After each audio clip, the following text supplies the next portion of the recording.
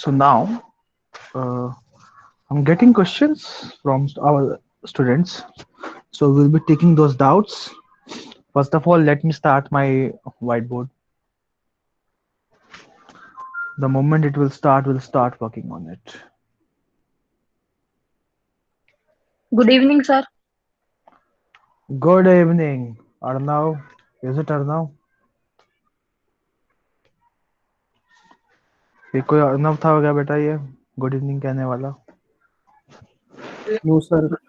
No, Arnav sir. हो Sir class Zed. में? अरे जैद बेटा कैसे हो? Fine, sir. गुड। तो बेटा आज आप लोगों के साथ बैच 1 और बैच 2 दोनों एक साथ आ गए हैं। ठीक है, तो बैच 2 भी आप लोगों के साथ बैठेंगे। You will be enjoying more, you will be getting lot more competition. तो Okay, sir. तो जो बच्चे अभी तक समझ रहे थे कि हम ही हम हैं तो क्या हम हैं, तुम ही तुम हो तो क्या तुम हो, उनके लिए एक नए कैंडिडेट्स आ गए हैं B2 के, B1 के इनफैक्ट, कॉम्पीट करने के लिए। वो कॉम्पीट करेंगे आपसे।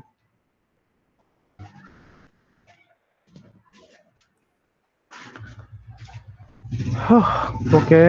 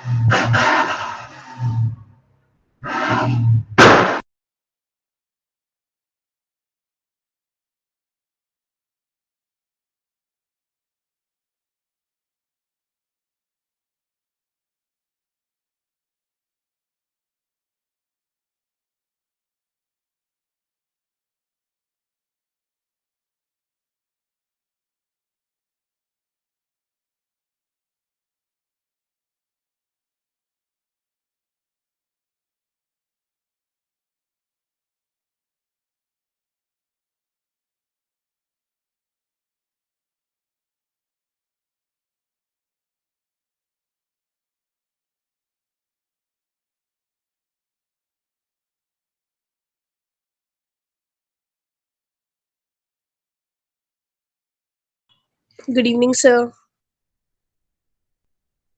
Good evening sir.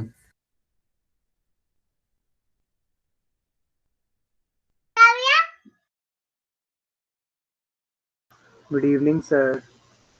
Good evening, sir.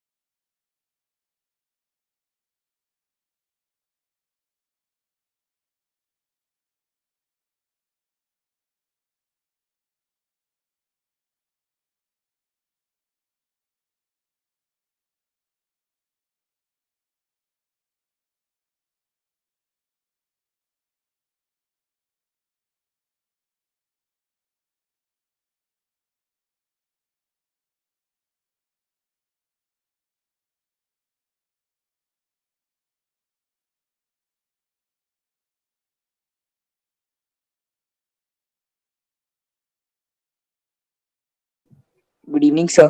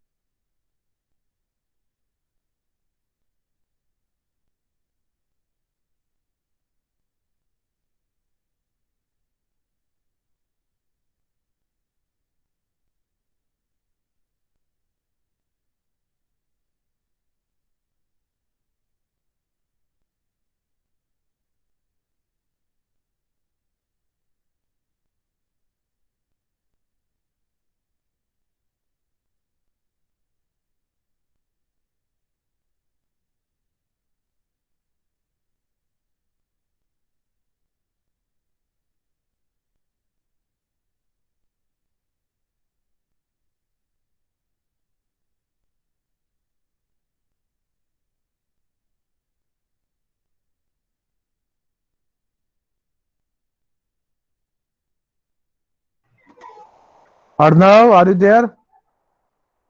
Yes, sir. Good evening, sir. हाँ, चलिए आप भी का डाउट ले रहा हूँ मैं। आप लोग कहाँ रहते हैं बेटा? देखो क्वेश्चन क्या है। क्वेश्चन है कि अगर इतने मॉलिक्यूल निकाल दिए मैंने इतने मिलीग्राम CO2 से तो कितने मोल बचे? यही सवाल है ना? Yes, sir. सर मैंने वो सॉल्यूशन देखा है सर, ये वाला आप एक बार बता दीजिए मैंने सही किया है या नहीं। नहीं, मैं आपको सॉल्व करके दिखाऊंगा, आप खुद मैच करेंगे उसको। Okay sir, okay sir. देखो बेटा, इसको सिंपल सी चीज है, इसको आप मोल में कन्वर्ट कर लो। देखो मिलीग्राम है अगर तो 10⁻³ ग्राम में कन्वर्ट कर लो अपॉन यस सर। 44। ये आपका मोल आया, इतने मोल हैं आपके पास। ठीक है, इसमें से इतने मॉलिक्यूल निकाले हैं। ठीक है, तो इतने मॉलिक्यूल निकाले हैं, इसको ही मोल में कन्वर्ट करोगे तो ये वैल्यू आएगी। ठीक है, यस सर। इसको अगर आप सॉल्व कर लोगे आपका आंसर आ जाएगा। सर ये हमें तो आपने समझाया नहीं था। क्या? Yes sir. Sir 2.88 × 10⁻³ moles. और कौन बोल रहा है? कौन बोल रहा है? ये हमें नहीं समझाया। कौन बोला ये? सर कौन था ये? आंसर तो अभी मैंने बोला। नहीं नहीं, हमें तो ये समझा नहीं था। ये कौन ज्ञानी था बोलने वाला? सर जैद बोला था। देखो जैद बेटा, ये इनका इनका फेस टेस्ट था। ठीक है, हम फेस टेस्ट कोई क्वेश्चन आया होगा वो डिस्कस कर रहे हैं, मुझसे पूछ रहा है, तो चिल करो, टॉपिक स्टार्ट नहीं हुआ है आपका। Okay sir, okay sir. तो बेटा यहाँ पे सिंपल सी चीज है, ये आ गया मोल, टोटल मोल ये है आपके पास, इसमें से इतने मोल निकाल दिए, सॉल्व कर लो आंसर आएगा। कर सकते हो? Yes sir. नहीं कर सकते तो बताओ, सेवा करें, सॉल्व करके दिखाएं आपको। नहीं सर, कर सकते हैं सर। 100/22, इसको मल्टीप्लाई करोगे 10⁻⁻1 आएगा अपॉन 22, माइनस इसको भी सॉल्व करोगे तो ये आएगा 10⁻⁻2 अपॉन 6, ये आएगा। ठीक है, आसान भाषा में 1/220 माइनस 1/600, तो 600 माइनस 220 अपॉन 600 इंटू 220, सॉल्व करोगे कितना आएगा? 380 अपॉन 600 इंटू 220, ये कट गया, फिर 2 1 जा, 2 9 जा, 2 11 जा। अब इसको मल्टीप्लाई करके सॉल्व कर लो, 19/6600, सॉल्व करोगे आंसर आ जाएगा। ठीक है, तो 19/66 इंटू 10⁻⁻2, बाकी इसको सॉल्व करो, 1966.0, 3 जा जाएगा शायद, ये 3 6 जा, 3 3 से 18 नहीं, ज्यादा जाएगा ये, 2 सर 2 से 2 जाएगा पॉइंट 2। सर 0.288। हाँ, तो बस उसके बाद तब सॉल्व कर ही लोगे। Yes sir, okay sir. चलिए, और भी डाउट है? एक ही क्वेश्चन डाउट था। नहीं सर, Yes. मैंने वो 2 और भेजे थे सर, एक क्वेश्चन तो बिल्कुल भी समझ ही नहीं आया और एक और था वो। देख लेते हैं आपका डाउट। और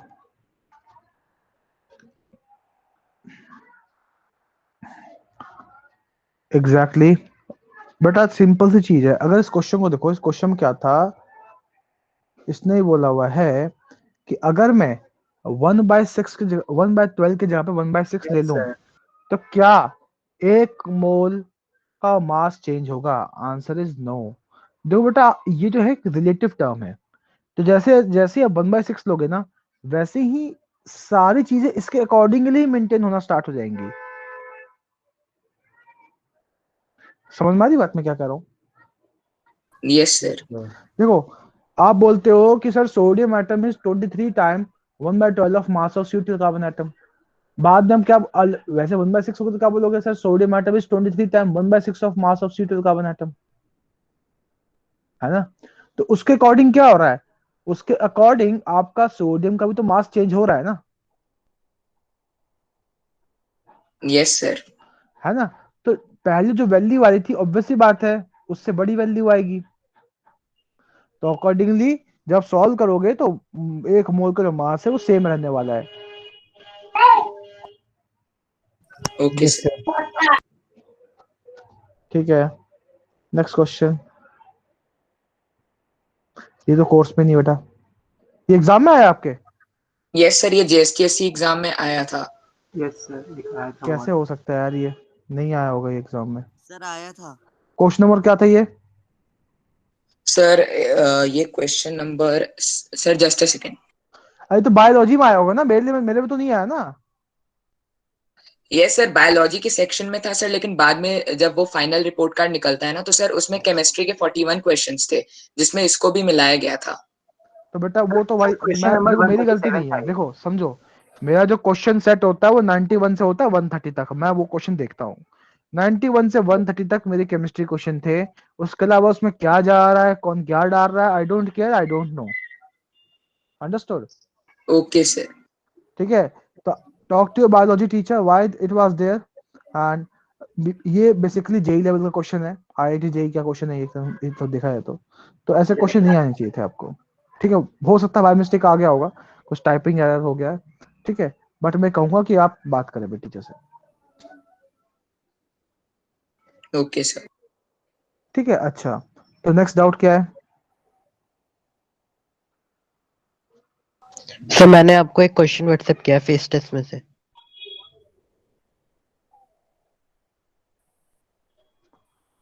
कौन है करने वाला?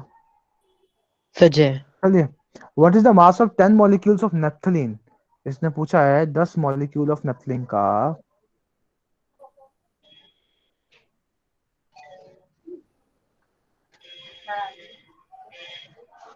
मास बता दो। मैंने सवाल को इजी मार्क म्यूट कर लो यार, आप अपने घर की वॉल्यूम मत दो क्लास में। आप जब पढ़ रहे हो बोलते वक्त माइक खोलो, बोलना और माइक बंद करो। तो C10H8, C10H8 ये नेफ्थलीन है। इसने बोला है एसके का 10 मॉलिक्यूल ले लूं तो उसका मास क्या होगा। ऑब्वियसली बात है, आपको ग्राम में आंसर देना होगा, क्योंकि आई गेस ऑप्शन भी आपको ग्राम में ही दिया हुआ है। M I right? सबसे पहले से क्या सर निकालो, मॉलिक्यूलर मास क्या आएगा, 10 इंटू 12 प्लस 8 इंटू 1, तो 128 128। यू। ये आया एक मॉलिक्यूल का मास।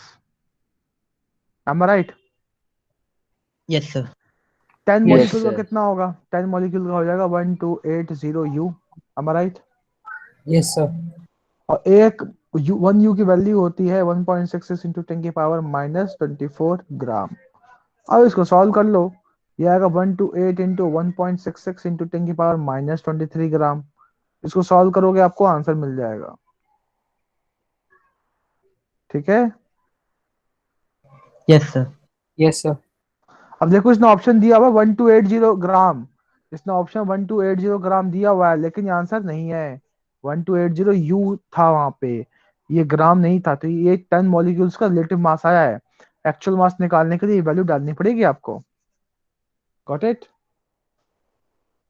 Yes sir. Yes yes sir. चलिए वो नोट, निकल हो गया। हाँ स्क्रीनशॉट ले लीजिए।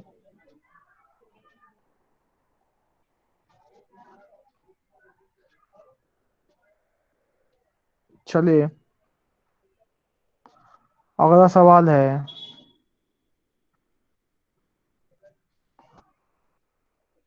हाँ sir ji good morning sir, why we take one molar, class का पढ़ाया हुआ सवाल है। ऐसे सवाल पूछते हो पूरा रामायण खत्म होता है, सर राम कौन है sir, sir who is Ram sir. सोते हो क्या पूरे पूरे उसमें क्लास में? बताया हुआ है पूरा कि ये 1 मोल की वैल्यू कैसे आई, पूरा समझाया हुआ है, और आप मुझे कह रहे हो कि आपको ये पता ही नहीं है सर कैसे आया। Sir ji in my school sir explain me, मैंने भी एक्सप्लेन किया है। कौन है ये? अब बेटा बोलेगा नहीं तू है, मैं लूंगा ही नहीं सवाल, नहीं बोलेगा तो। सर मैं हूँ। मैं कौन, नाम होगा? सर आनंद। अमिताभ बच्चन हो तुम, तुम्हारे आवाज से पहचान लूं मैं। नाम बोलो अपना। सर आनंद। आनंद? नाम तो सुना ही होगा, क्यों? आनंद बाबू ऐसे सवाल क्यों पूछते हो आप या तो मुझे बोलोगे सर हाँ मैंने क्लास में पढ़ा था पर मुझे समझ नहीं आया। आपने क्वेश्चन जो पूछा ये शो करता है कि आपको पता ही नहीं क्लास में हुआ क्या। आनंद सही कह रहा हूं मैं? Yes sir. क्यों नहीं पता तुम्हें क्लास में क्या हुआ?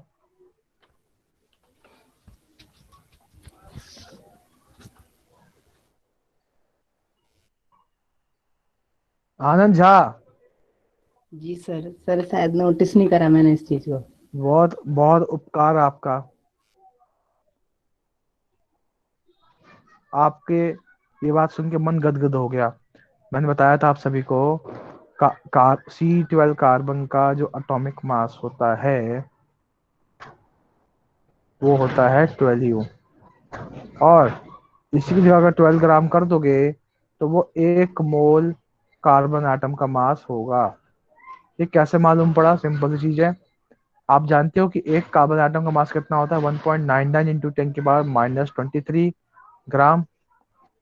अगर आप उसको एक्स एटम से मल्टीप्लाई करोगे तो आएंगे 12 ग्राम। एक्स की वैल्यू निकालोगे तो 12 ग्राम अपॉन 1.99 इंटू 10⁻³ ग्राम आने वाली है। सॉल्व करोगे तो ये वैल्यू आएगी। Got it? Yes sir. तो बेटा ये आपका आंसर आया। ये होता, इसलिए इसको हम बोलते हैं 1 मोल के बराबर। क्लास में नहीं पढ़ोगे नहीं समझ में आएगा, रिवीजन करने के लिए वीडियोस नहीं देखोगे नहीं समझ में आएगा। मेरी कोई जिम्मेदारी नहीं है उसकी। आप घर पे क्या कर रहे हो आप समझिए। समझ रहे हैं सारे? Yes sir. अच्छी बात है। Very smart. Total number of electron in 18 ml of water. इसमें है 18 ml वाटर में टोटल इलेक्ट्रॉन पूछा है और डेंसिटी दी हुई है 1 ग्राम पर ml। ठीक है, तो डेंसिटी दी हुई है 1 ग्राम पर ml, वॉल्यूम दिया हुआ है तुमने, मास निकाल लो 18 ml। तो एक्स कितना आया? 18 ग्राम। ये आ गया मास। तो मास आया आपका 18 ग्राम, और वाटर का मोलर मास होता है 18 ग्राम पर मोल। कितना आया? 1 मोल। H2 मॉलिक्यूल को देखो, इसमें हाइड्रोजन है ऑक्सीजन है। 1 1 8 16। इसमें एक इलेक्ट्रॉन इसका है और 8 इलेक्ट्रॉन इसके हैं। इसमें 2 हाइड्रोजन है तो इंटू 2 करोगे तो टोटल 10 इलेक्ट्रॉन हो गए। यानी कि एक मॉलिक्यूल में 10 इलेक्ट्रॉन है, तो एक मोल में कितना होगा? 1 इंटू 10 इंटू Na। आई बात समझ में? Yes sir. Yes sir. Screenshot लो।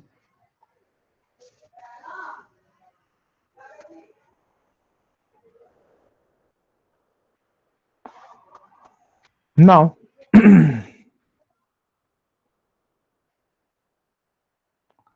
हम जो चैप्टर हमने स्टार्ट किया है वो है structure of atom.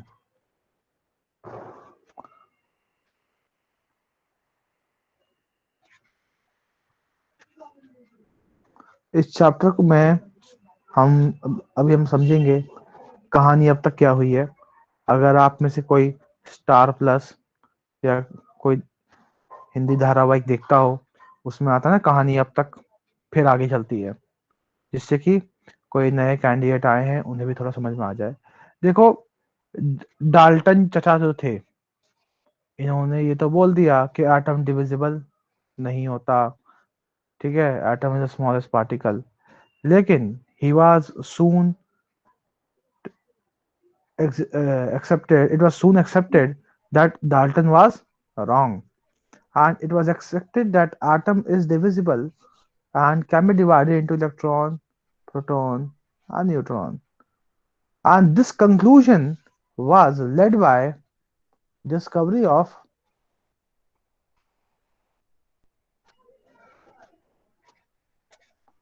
Electron, proton and neutron. ठीक है, तो हम धीरे धीरे करके इलेक्ट्रॉन, प्रोटॉन, न्यूट्रॉन की डिस्कवरी समझने वाले हैं। ठीक है, तो कैसे मालूम पड़ा कि यहाँ कुछ चार्ज वार्ज टाइप के पार्टिकल होते हैं? तो अगर मैं, चलिए A1 के बच्चे बताइए बेटा, लास्ट क्लास में क्या मैंने बताया था आपको? सर की सर आगे तो जो स्टैटिक इलेक्ट्रिसिटी थी सर, उसका फिनोमेनन ऑब्जर्व किया गया था।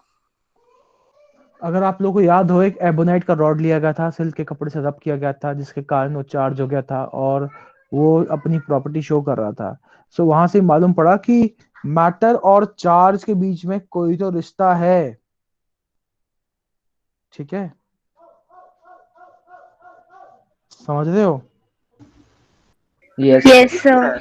हाँ। Yes, sir. ज्योत्सना क्लास में हो बेटा? गुड। तो ज्योत्सना और वैभव, B1 का वैभव है यहाँ पे? Yes, sir. ये दोनों बेटे अच्छे स्टूडेंट हैं और ये अर्नव को अच्छा कंपटीशन दे सकते हैं A1 के, मेरे को ऐसा लगता है। बाकी बाकियों क्या लगता है वो तो बाकी आप लोग परफॉर्म करके बताओगे। But this is my opinion that these two students can give a tough fight to all the intelligent student of A1. They are really good, interactive, active, positive, dynamic in nature. So be prepared. One more thing, वैसे मुझे messages आते हैं कि बच्चा बोलता है कि sir मुझे उस बच्चे की वर्कशीट दिखाओ, उस बच्चे ने कैसे आंसर किया, I want to observe his answering technique. मैं शेयर नहीं करूंगा विदाउट दैट चाइल्ड कंसेंट। मैं आपसे उसकी वर्कशीट शेयर नहीं कर सकता। यही तो कंपटीशन है, fair competition. Do you agree with this? Yes, sir. Yes, sir. Chat box में बताया Yes, मेरे को sir. कि क्या मैं सही कह रहा हूँ, क्योंकि बहुत सारे बच्चे वो मेहनत करते हैं बेटा, मेहनत करके वो पैटर्न वो सीखते हैं, और जब तक वो अग्री नहीं करेंगे तो मैं आपको दे नहीं सकती वो दे नहीं सकता वो। तो फ्यूचर में ऐसी कोई उम्मीद ना करें मुझसे कि मैं आपको किसी की वर्कशीट दूं, और आपकी भी वर्कशीट किसी और को नहीं जाएगी। This is also a sure short thing. But हाँ, कंपटीशन इज देयर। वो अगर तुमसे आगे है तो अपने क्वालिटीज के दम पे आगे है, अपनी क्वालिटी को आप इंप्रूव करो। आपका कंपटीशन सिर्फ अपने आप से है, बाकी तुम्हारा कोई कॉम्पिटिटर नहीं है। याद रखना, आईआईटी के एग्जाम में, नीट के एग्जाम में 15 से 20 लाख बच्चे बैठते हैं। कितनों की कॉपी देखोगे?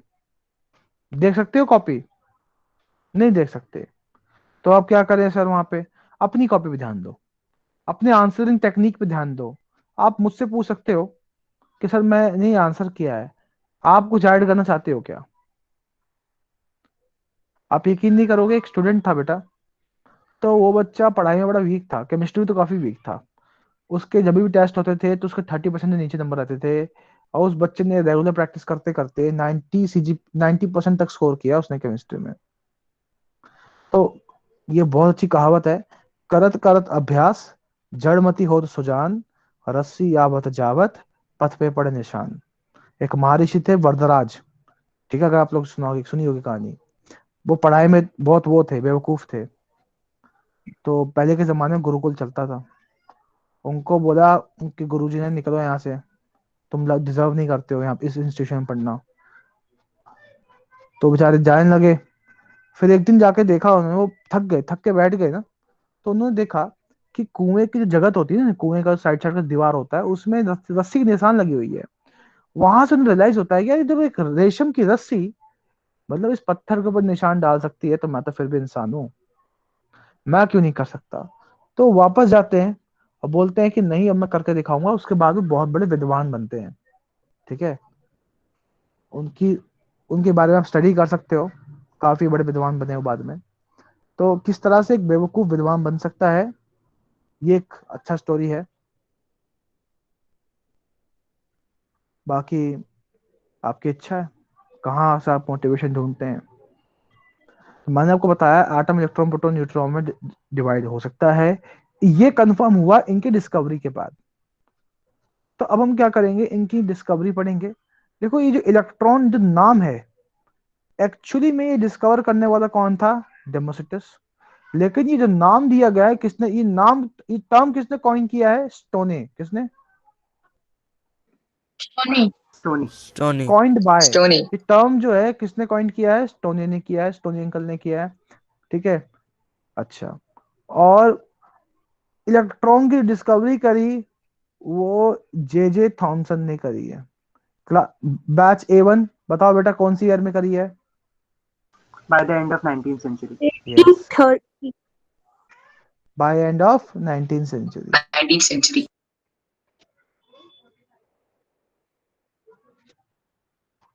अब हम वो उस कहानी भी समझेंगे कि क्या कहानी थी, ठीक है। तो एक बार इसको नोट कर लें या स्क्रीनशॉट ले लें। B1 वाले बच्चे स्क्रीनशॉट लें इसका। सर कर लिया। चलिए, now please hold on, but there's some vagrant boys roaming here and there in society, and they are misusing their bike and the useless money of their parent. Please wait. Okay, now it's fine. Okay, so now we'll talk about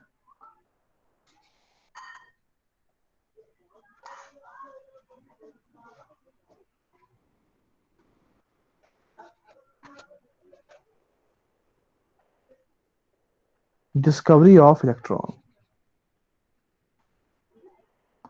कैसे हुई discovery? देखो, इसको हम cathode ray experiment भी कहते हैं।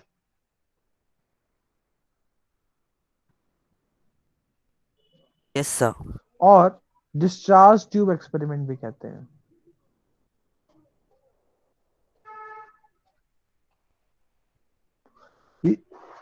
इस experiment को करने के लिए जो ट्यूब चाहिए होती है हमें, उसको हम बोलते हैं क्या? Crookes tube. क्या बोलते हैं? Crookes tube. Crookes tube. Crookes tube.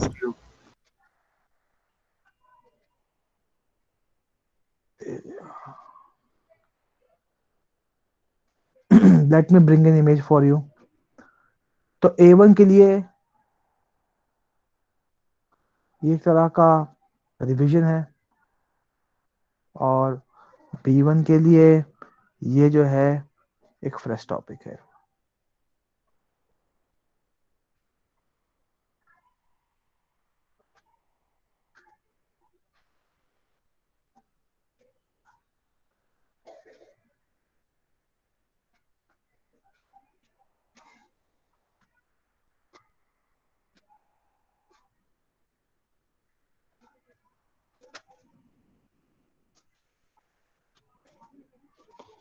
तो आप सभी देख सकते हैं यहाँ पे कि ये था वो डिस्चार्ज ट्यूब, और you can say Crookes tube. अब हुआ क्या? ये एक बात तो आप लोगों को समझ में आई गई होगी पहले ही कि जे थॉमसन द्वारा ये एक्टिविटी की गई थी। Yes sir. जे थॉमसन ने क्या किया? क्रुक्स ट्यूब ली, उसके अंदर कोई गैस ले लिया, ठीक है, इसको वैक्यूम से, जैसे वैक्यूम देख सकते हैं, टू वैक्यूम पंप कनेक्ट कर दिया। अब इसके अंदर दो मेटल प्लेट्स हैं, आप देख सकते हैं मेटल प्लेट्स, एक नेगेटिव से कनेक्टेड है, एक पॉजिटिव से कनेक्टेड है। नेगेटिव वाला कैथोड है, पॉजिटिव वाला एनोड है, ठीक है। यहाँ पे कोई गैस डाली हुई नॉर्मल प्रेशर पे, अभी लो प्रेशर नहीं किया गया है। यहाँ पे जिंक सल्फाइड की पेस्टिंग कर दी गई है। यहाँ पे जिंक सल्फाइड एक कंपाउंड है, उसकी पेस्टिंग करी गई है। अब नॉर्मल प्रेशर पे this is a high voltage battery connected to this particular system. Current voltage apply किया गया, हुआ क्या? कुछ भी नहीं हुआ। अब प्रेशर जो था उसको 1/10 एटमॉस्फेरिक प्रेशर पे लाया गया, and at that time it was observe कि ये जो एरिया है ये ग्लो करने लगा। क्यों किया? क्योंकि मैंने इस पर्टिकुलर इलेक्ट्रोड को परफोरेट कर दिया था, इसके छोटे छोटे होल कर दिए थे। तो इससे ये अज्यूम किया गया कि कुछ है जो कैथोड से निकल रही है और एनोड की ओर जा रही है, और जैसे ही वो जिंक सल्फाइड के पेस्टिंग के ऊपर बम्बार्ड कर रही है, it is giving scintillating effect. It is giving scintillating effect, उसी के कारण वो ग्लो कर रहा है, क्योंकि ये फास्फोरेसेंट मटेरियल है। अब ये जो टर्म्स बोल रहा हूं इसके ऊपर डीपली मत जाना, आप बस इतना समझना कि इसके ऊपर जो लाइट, इसके ऊपर कोई रे पड़ रही है तो वो ग्लो कर रहा है। क्या कह रहे हो? कुछ कह रहे हो? Sir can you please spell the word? Sir थोड़ा सा ब्लर हो रहा है। सर आप ये 4th चैप्टर पढ़ा रहे हो क्या केमिस्ट्री का? अरे क्या बात, जाग गए मुन्ना। कौन है ये? कौन है ये जागा है अभी? ये कौन है जागने वाला? नाम लो बताओ बेटा। आवाज तो ये जैद की लगी है मेरे को। जैद बाबू, ये यस चैप्टर सर। 4 है, कल क्लास में समझाया तो था। सर मैं समझ नहीं आ रहा था ना, थोड़ा थोड़ा इस वजह से पूछ रहा था। मैं अच्छा सोच रहा हूँ अच्छा, वहीं से शुरू कर दिया आपने। नाश्ता वास्ता करके बैठा करो, जलेबी फाफड़ा खा के, है कि नहीं यार? दिवाली आ रही है, खाओ पियो पार्टी वार्टी करो, एक्टिव रहा करो क्लास में। जितना ध्यान तुम बैकग्राउंड इमेज में लगाते हो उतना ध्यान तुम क्लास में लगाओ। Okay sir. गुड। मैं बात कर रहा था बेटा कि कैथोड एक्सपेरिमेंट में जे थॉमसन ने क्या किया, प्रेशर को यहां लेकर के आ गया, और उसने देखा कि जैसे ही मैंने प्रेशर कम किया ये पूरा का पूरा ट्यूब ग्लो करने लगा, और यहाँ पे तो एक अलग तरह का चमक आ गई यहाँ पे। क्यों आई? देखो जो ये वाला है ना, ये जो रॉड है, दरअसल डिस्क है एक तरह का, और इसके छोटे छोटे होल कर दिए हैं मैंने, और जैसे ही ये जो रे कैथोड से निकल रही है, जैसे ही इस पर्टिकुलर जिंक सल्फाइड के पेस्टिंग के ऊपर बॉम्बार्ड कर रही है, वो ग्लो करवा रहा है इसको। तो यहां से एक चीज समझ में आई कि कुछ है जो कैथोड से निकल रहा है और एनोड की ओर जा रहा है, वो क्या है हमें नहीं पता, जे थॉमसन ने बोला। तो जे थॉमसन के जो वो थे स्टूडेंट ने कहा कि सर ऐसी बात नहीं है, हम पता करेंगे, हम आपके शिष्य हैं, ठीक है। तो इसी के ऊपर और रिसर्च करने की कोशिश की गई, यह पता करने की कोशिश की गई कि ये है क्या एक्चुअली। तो उन्होंने क्या किया,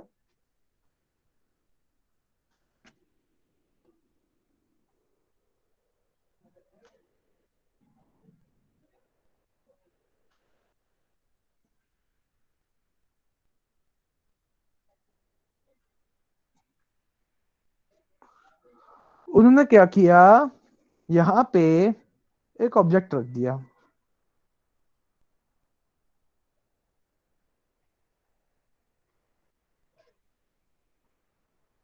ठीक है।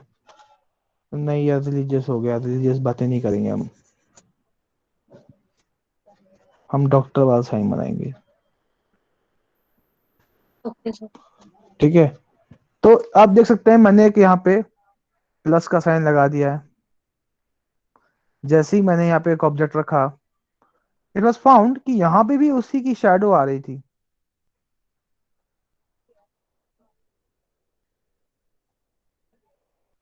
इससे मालूम पड़ता है कि जो रे है, कैथोड रे जो है, these travel in straight line, am I right? Yes Yes, sir. sir. Yes, Yes, sir. sir. Yes, Yes, sir. sir. Yes, sir. Yes, sir. Yes, sir. Linear propagation. Yes, sir. ये पहला point हमने discuss किया था, screenshot लिया जाए B1।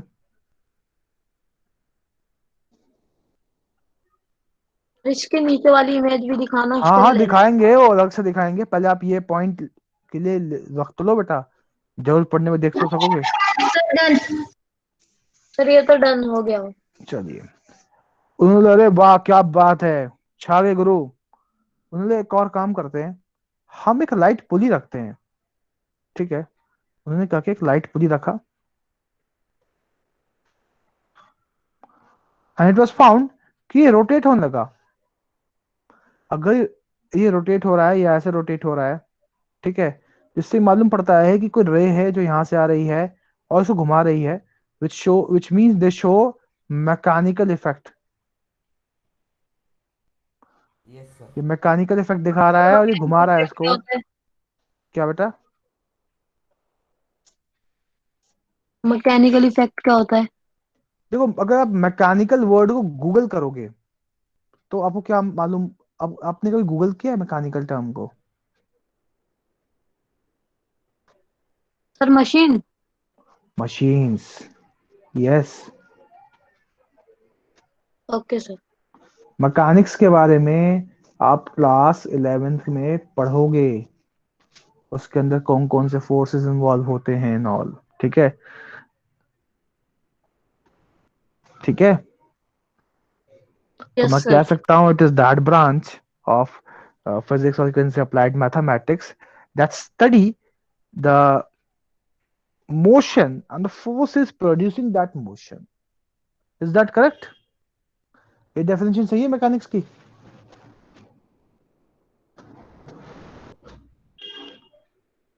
अरे हाँ ना, कुछ जवाब दे दो, सब ऐसे ही बैठे हो क्या? और सोने आए हो A1 वाले हो? बेटा Yes, sir. रिवीजन नहीं है इसमें, अलग चीज और बताऊंगा मैं आपको। मोक्षिका, यस सर। बेटा सुन रही हो? हाँ सर। मैंने क्या बताया अभी? मैकेनिकल इफेक्ट के बारे में। मैकेनिक्स की मैंने डेफिनेशन बताई है, तो क्या डेफिनेशन समझ में आया तुम्हें जो मैंने समझाया अभी? Sir machine. बेटा देखो, मैकेनिक्स वो ब्रांच Mechanics है was जो मोशन और वो फोर्सेस जो उस मोशन के लिए रिस्पॉन्सिबल है उसको स्टडी करते हैं। और ऐसी कोई भी एक्टिविटी हो रही है, इसका मतलब वो फोर्स, वो जो रे है वो मैकेनिकल इफेक्ट दिखा सकता है, ऐसे फोर्स से जनरेट कर सकता है जिससे कि मोशन हो सकता है। मैं ये कहना चाह रहा हूँ। तो अगर आप यहाँ देखें तो एक बार ये मूव कर रहा है, इसका मतलब ये पार्टिकल नेचर का है। ये आपका जो कैथोड रे है ये पार्टिकल नेचर शो करता है। समझ में आया? Sir Yes, sir. Yes, sir. Yes, sir. Emotion क्या? बेटा मैंने ये बोला है, मैकेनिकल इफेक्ट का मतलब आसान भाषा में बताऊं तो वो है कि जो जब कोई ऑब्जेक्ट मूव करता है ना,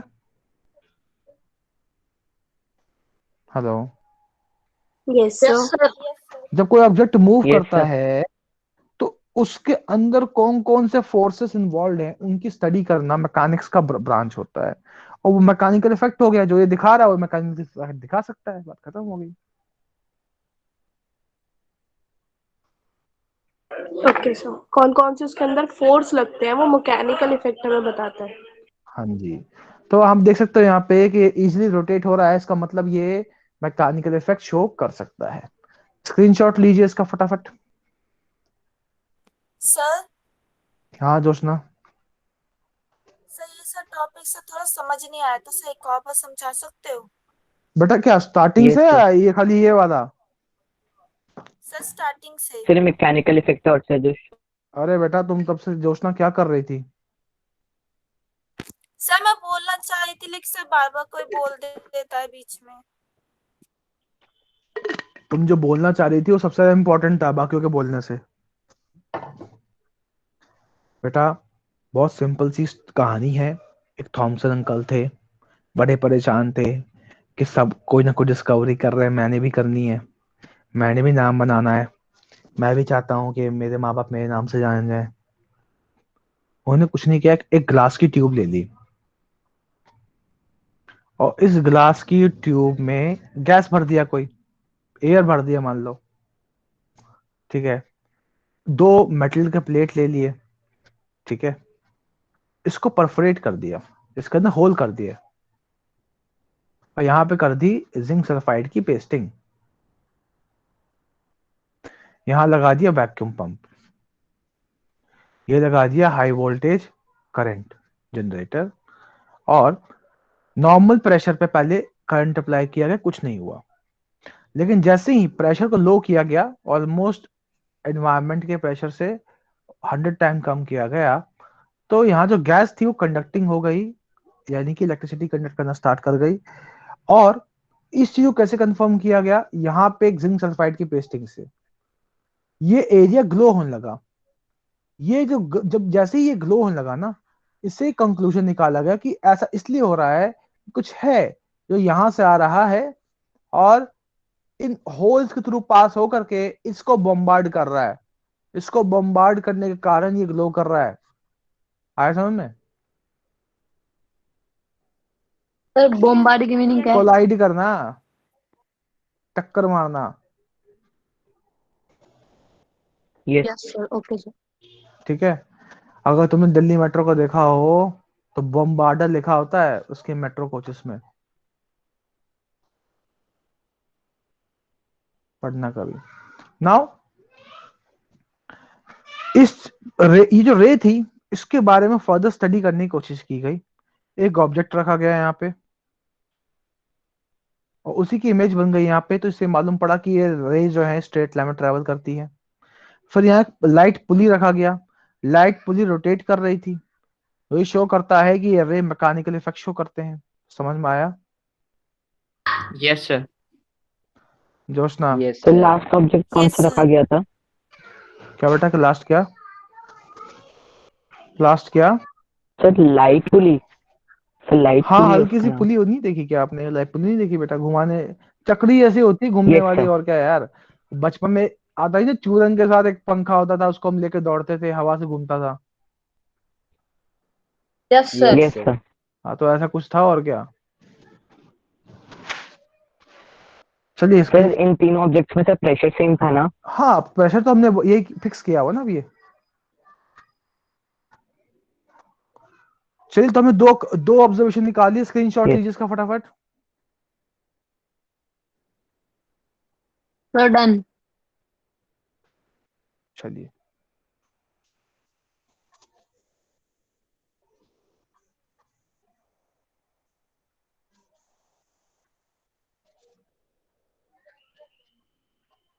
नाउ उसने क्या किया, दो मेटल के प्लेट लगा दिए, एक पॉजिटिव एक नेगेटिव,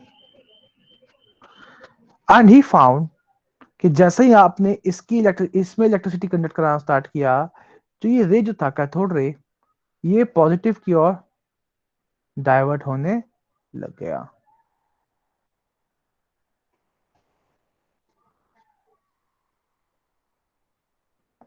जो ये शो करता है कि ये कैथोड रे खुद क्या है, ये कैथोड रे खुद ये नेगेटिवली चार्ज्ड है। Negatively charge. Yes sir. आपको पता है कि unlike charges attract each other, am I right? Attract each other. Yes sir. Okay. Yes sir. फिर उसने क्या किया, अच्छा ये स्क्रीनशॉट लो उसका एक बार।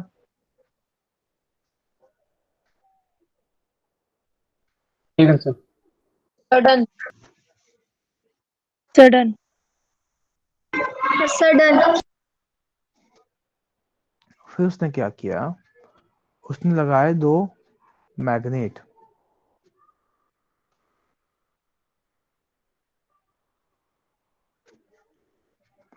और रे किस और मुड़ेगी अब? Sir north. Sir north pole. Not. And he found कि not. Again ray north pole की ओर मूव कर रही थी। अगेन जो ये कंफर्म करता है कि आपका जो कैथोड रे है वो नेगेटिवली चार्ज्ड है। ठीक है, तो ये दूसरा ऑब्जर्वेशन था, समझिएगा। पहला ऑब्जर्वेशन, लाइट का नेचर स्टडी किया गया, स्ट्रेट लाइन में ट्रेवल करता है। दूसरा ऑब्जर्वेशन क्या था, मैकेनिकल इफेक्ट शो करता है।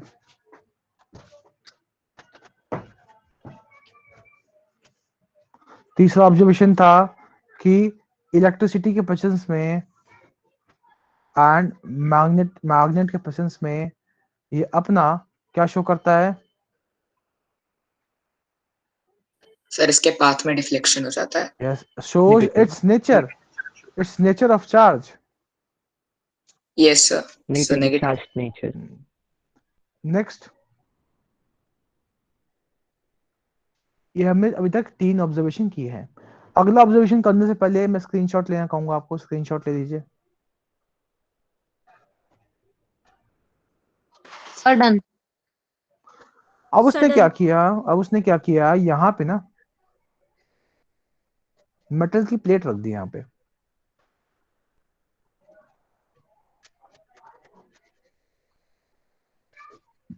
एंड ही फाउंड कि जैसे ये मेटल प्लेट्स इसमें बॉम्बार्ड कर रहे थे, ये मेटल की जो प्लेट है गर्म हो गई। that prove that it all these rays also show heating effect. Got it? Yes yes sir. Sir. Yes Asha sir. करता हूँ आप लोगों को समझ में Yes, आ sir. रहा है। Yes, sir. Yes sir. Okay yes sir. बेटा, एक बार स्क्रीनशॉट ले लीजिए सारे।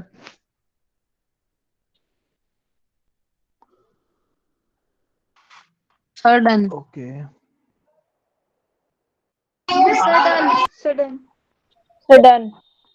चलिए अभी डायग्राम बनाइए एक बार अपनी कॉपी में, जो B1 के बच्चे खास तौर से, ये डायग्राम बेटा बनाओ एक बार।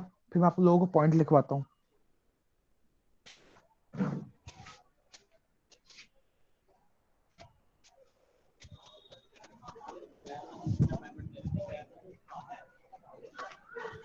डायग्राम थोड़ा बड़ा कर दीजिए। बेटा इतना ही रहेगा, देखो उसको जाहिर से।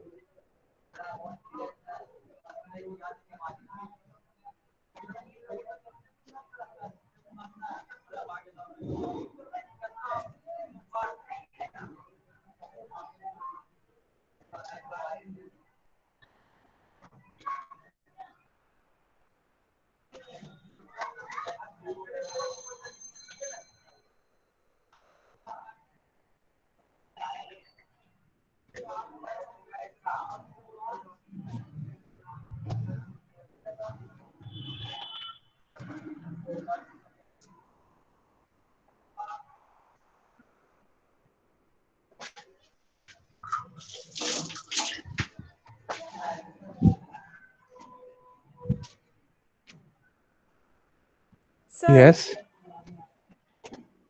सर उन्होंने सर दोनों साइड जिंक सल्फाइड की लेयर नहीं करी नहीं, है। अभी तक सिर्फ एनोड की साइड करी है, क्योंकि अभी वो कैथोड रे को ही स्टडी कर रहा है सिर्फ। ठीक है। Okay sir.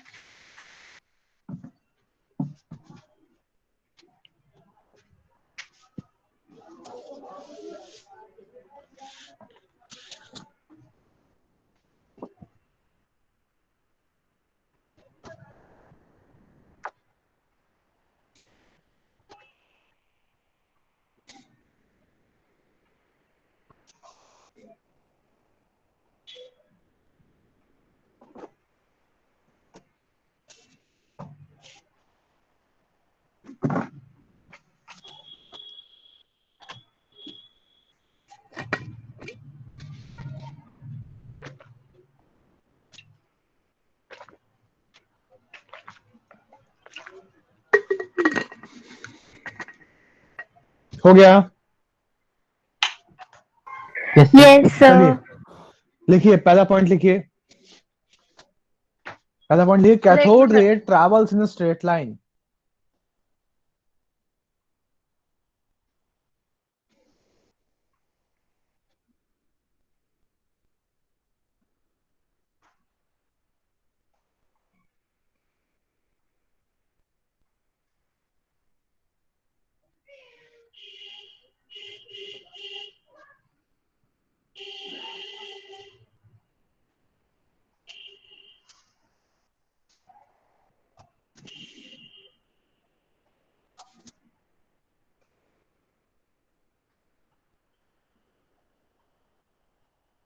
तो क्या लिखे first point?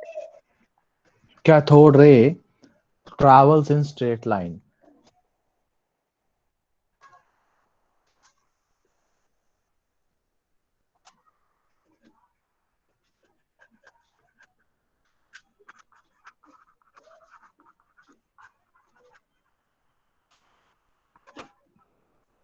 Sir done.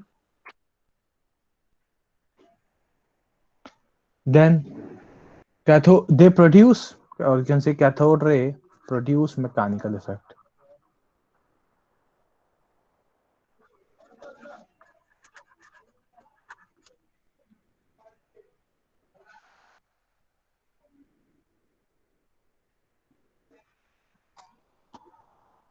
Cathode ray shows deflection in presence of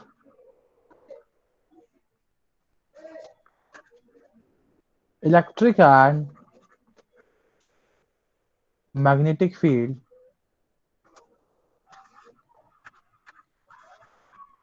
confirming its charge.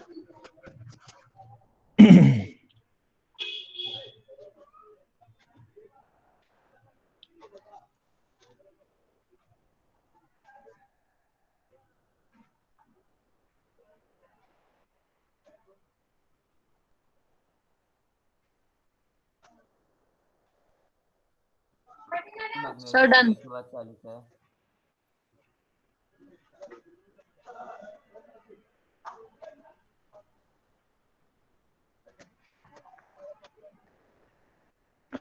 Next, next we will talk about आपका जो कैथोड रे है, it shows heating effect by heating a metal foil. You can see that cathode ray shows heating effect. Next, cathode ray produce X-ray when they strike against hard metal. Remember this thing. Cathode ray produces X-ray when strikes against hard metal. Sir ये last वाला point तो अभी हमने नहीं समझा था पिछली class में। हाँ तो बेटा बताता हूँ मैं, जब किसी हार्ड मेटल से इसको कोलाइड कराओगे कैथोड रे को, तो ये एक्स रेज जनरेट करते हैं। सर तो मेडिकल एक्सरे मशीन में भी कैथोड रे का यूज होता है। हाँ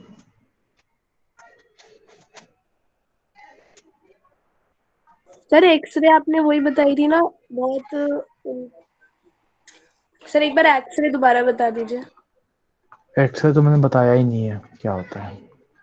नहीं बताया सर है मैं क्या? पिछली क्लास में आपने हाँ? बताया था। हाँ क्या सर बताया आपने था मैंने? सर पिछले क्लास भूल गए। सर ये लिखा है कहाँ लिखा है? क्या दिखाया है बताओ। सर नहीं लिखा एक्सपेरिमेंट में आपने उसके बारे में इंट्रोड्यूस कराया था हमें। एग्जैक्टली देखो, एक्सरे को हम एक्स रेडिएशंस भी कहते हैं। It's a kind of high energy electromagnetic radiation. Electromagnetic radiation से मतलब ऐसा रेडिएशन है, ऐसा रे है जिसमें इलेक्ट्रिक नेचर भी हो, मैग्नेटिक नेचर भी हो। ठीक है, इसका जो वेवलेंथ होता है that is around 10 picometer to 10 nanometer. ठीक है, और फ्रीक्वेंसी इज 10 की पावर 6 10 into 10 की पावर 16 हर्ट्ज टू 10 into 10 की पावर 19 हर्ट्ज। ठीक है सर लिख भी दीजिए। सर रिपीट कर दीजिए, कुछ समझ ही नहीं आया, बहुत तेज थे। बेटा इतना नहीं जानना है आपको यार, मैं बोल दिया ना, ये हाईली पेनेट्रेटिंग इलेक्ट्रोमैग्नेटिक रेडिएशन है, बस इतना समझो आप।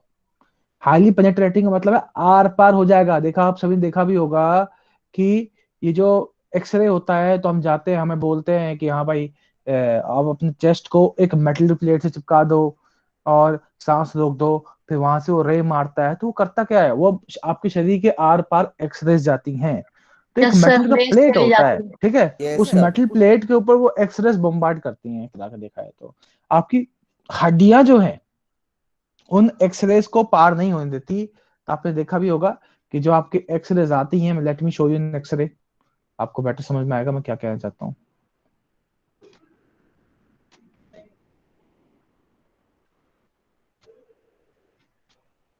आपका एक्सरे ऐसा कुछ आता है ना? Yes sir. लाइफ में एक बार तो करवाया ही होगा, Yes, sir. लाइफ में एक बार तो करवाया होगा आप Yes, सभी sir. ने। तो आप सभी का एक्सरे ऐसे ही कुछ आता है। ठीक है, तो ये देख रहे हो बेटा, ये हड्डियों ने क्या करा है, यहाँ पे डार्क एरिया रीजन आ रहा है। इसलिए आ रहा है क्योंकि हड्डियों ने एक्सरेज को ऑब्जॉर्ब कर लिया और यहाँ पे ये आर पार नहीं हो पाया। डॉक्टर ये सारी लाइनिंग्स को स्टडी करता है, जैसे ट्यूबरक्लोसिस को स्टडी करता है। अगर ट्यूबरक्लोसिस है तो ये पूरा जो है यहाँ पे लाइटर वर्जन आ जाएगा पूरा ट्यूबरक्लोसिस के केस में। ठीक है, मैं आपको एक ट्यूबरक्लोसिस का एक्सरे दिखाता हूँ, तो उसको आप इससे वो कर पाएंगे काफी अच्छा कोरिलेट।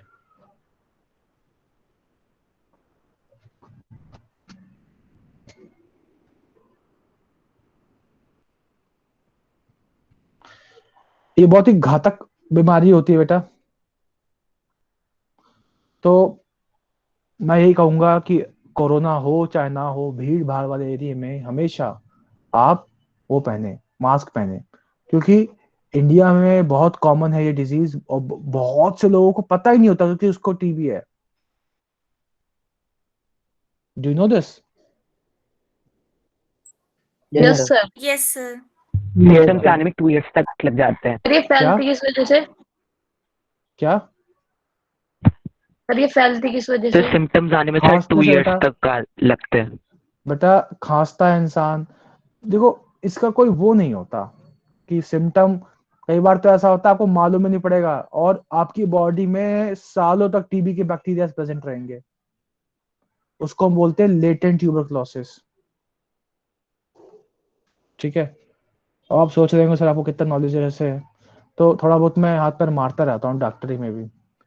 मेरा कभी सपना नहीं था डॉक्टर बनना, लेकिन एक बार एक डॉक्टर के चक्कर में पड़ गया था ना मैं, तो उसने बहुत परेशान किया था मेरे को। उसके बाद से मैंने अनऑफिशियली बीडीएस भी कर लिया है और थोड़ा बहुत एमबीबीएस भी जानता हूँ मैं।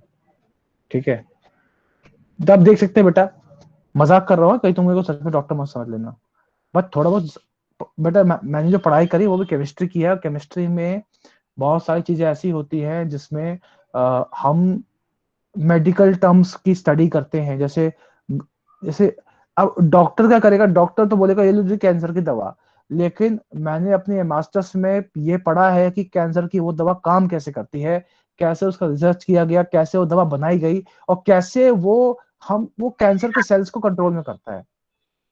ठीक है, तो ये बेटा देख सकते हैं आप सभी, आप देख रहे हैं बेटा यहाँ पे ये सारे टीबी के बैक्टीरिया हैं जो जिन्होंने कवर अप कर लिया है। Yes sir. Yes sir. ठीक है, यस सर। Yes sir. तो आप देख सकते हैं यहाँ पे कि एक टीबी और नॉन टीबी पेशेंट का क्या हाल होता है। ये पूरा जो है ये क्लियर टीबी का इंडिकेशन है। ठीक है, समय पे इलाज ना करवाने से इसकी इंसान की मृत्यु भी हो सकती है। और मतलब टीबी तो एक ऐसी बीमारी है जो बहुत से लोगों को होती है, पता भी नहीं होती। ठीक है, तो मैं इसलिए रेकमेंड करता हूँ कि बाहर का खाना ना खाएं, और खाएं तो ढंग की जगह का खाएं, और पानी तो बिल्कुल ना पिए तो बॉटल का पानी पिए। ठीक है, जहाँ पे आप 10 रुपए का खाना खा रहे हो 10 रुपए का और पानी पी लोगे और क्या होगा, लेकिन ये 20 रुपए जो है आपके 20,000 रुपए बचा देगा। मुझे पता है स्टूडेंट लाइफ में ये बहुत बड़ी बात है, लेकिन ये भी तो बड़ी बात है।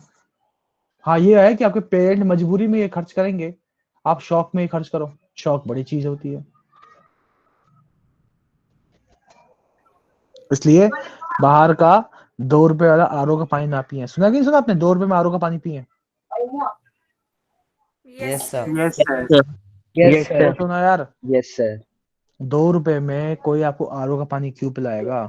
और तुम्हें सच लगता है वो आरओ का पानी है?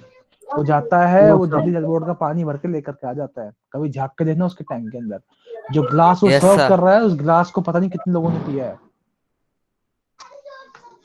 तो ये एक बिटर रियलिटी है जो बच्चों को बतानी चाहिए, और this should be the part of education, but it is not. We are learning all those things, but this is never taught to our student. और बच्चों को फिर फील होता है यार क्या फायदा पढ़ाई का, क्या करेंगे इसको अल्फा बीटा गामा का, अल्फा रे बीटा रे गामा रे का, अगर हम अपने आप को प्रोटेक्ट तक नहीं कर पा रहे, अगर हम अपने आप की बेसिक नॉलेज नहीं है। लेकिन है, लेट मी टेल यू, ये चीजें टॉपिक के साथ साथ बताई जाती हैं। बहुत सी टीचर बताते हैं, अच्छे टीचर्स मेरे जैसे, और जो बहुत अच्छे टीचर्स होते हैं वो बिल्कुल नहीं बताते। ठीक है, got it? Yes sir. Yes, sir. Yes, yes sir. चलिए, तो ये अगला पॉइंट था। अगला पॉइंट मैं बताऊंगा, cathode ray have penetrating power, they can penetrate through thin sheets of aluminium and other metal, they show penetration effect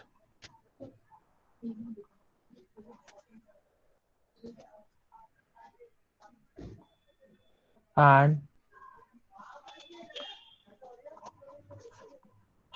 penetrate through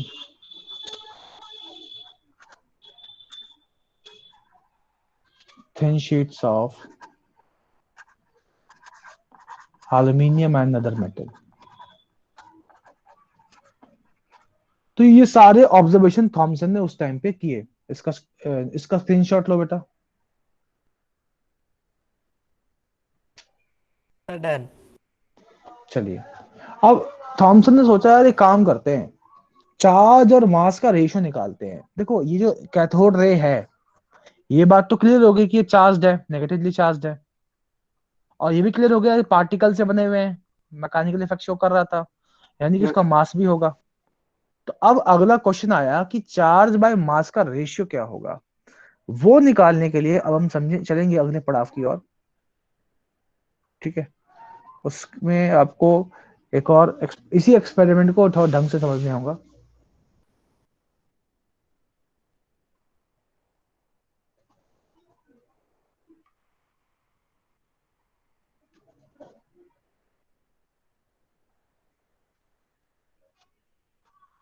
have a look at this experiment. ये वही एक्सपेरिमेंट है जो आपने पढ़ा है, ठीक है। ये रहा आपका कैथोड, ये रहा आपका एनोड, ठीक है। ये है आपका हाई वोल्टेज बैटरी, ठीक है। ये आपका नॉर्थ पोल है, ये आपका साउथ पोल है, और ये आपके मेटल प्लेट्स हैं। आपको ऑलरेडी पता है कि जो कैथोड से रे आ रही है वो नेगेटिव पोल से आ रही है, ठीक है। तो ऑब्वियसली बात है नेगेटिवली चार्ज है, ठीक है। बट आपने इसको प्रूव भी कर दिया है। आपने क्या किया, पहले इलेक्ट्रिक प्लेट्स लगाए। इलेक्ट्रिक प्लेट्स लगा के आपको मालूम पड़ा कि ये लाइट कहाँ जाएगी, ए पॉइंट पे जाएगी, क्योंकि पॉजिटिव की ओर अट्रैक्ट होने वाली है। देन आपने इलेक्ट्रिक प्लेट हटा दिया, मैग्नेटिक प्लेट लगाया, देन यू फाउंड ये सी की ओर जा रहा था। देन आपने इन दोनों को एक साथ अप्लाई किया और मैग्नेटिक फोर्स और इलेक्ट्रिक फोर्स को बैलेंस करके हमने चार्ज इस कैथोड रे के अंदर प्रेजेंट चार्ज और मास का रेशियो निकाला। चार्ज अपॉन मास की वैल्यू आई, एक्सपेरिमेंटल वैल्यू है, आपको टेंशन नहीं लेना कहां से आया, क्यों आया, कैसे आया, आ गया है बस। वो आया है 1.75820 इंटू 10 की पावर 11 कूलम पर केजी, ये वैल्यू आई। किसी को इसमें डाउट है? No sir. No sir, no screenshot लो, डाउट्स। स्क्रीनशॉट लिया जाए। बट आप लोगों के कोर्स में भी नहीं है ये, तब भी बता रहा हूं मैं आप लोगों को। तो कारण बस इतना है कि आपको पूरी कड़ी मालूम हो कि कहानी कहाँ शुरू हुई है और कहाँ जा रहे हैं, और आपको मजा भी आया समझने में। तो ये तो हो गई बात किसकी, चार्ज बाय मास के रेशियो की। अब हम समझेंगे कि चार्ज की कैलकुलेशन कैसी होगी। Calculation of charge, so how to calculate charge, now we need to learn that.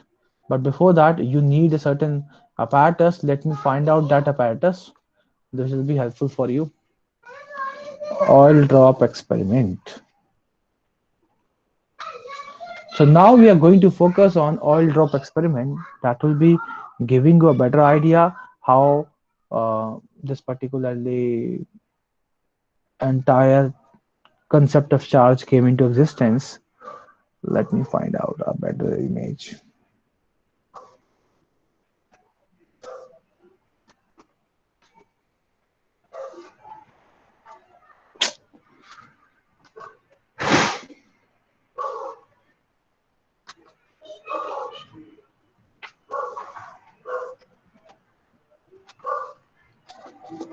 ये आर.ए. मिलिकन ने एक्सपेरिमेंट किया था, ठीक है। उसने क्या किया, एक बेटा कंटेनर ले लिया ऐसा, आप देख सकते हैं इस कंटेनर को, यहाँ पे लगा नाम दिया क्या बताया अभी आपने? आर.ए. मिलिकन।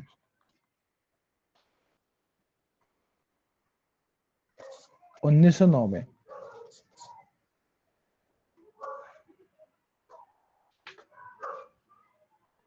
ठीक है ना। उसने क्या किया, यहाँ पे लगा दिया स्प्रेयर, यहाँ पे लगा दिया माइक्रोस्कोप, यहाँ पे लगा दिया एक्सरे का सोर्स। उसने क्या किया, यहाँ पे कोई गैस होगी, उसने क्या किया, यहाँ पे ऑयल स्प्रे किया और छोटा सा होल छोड़ दिया।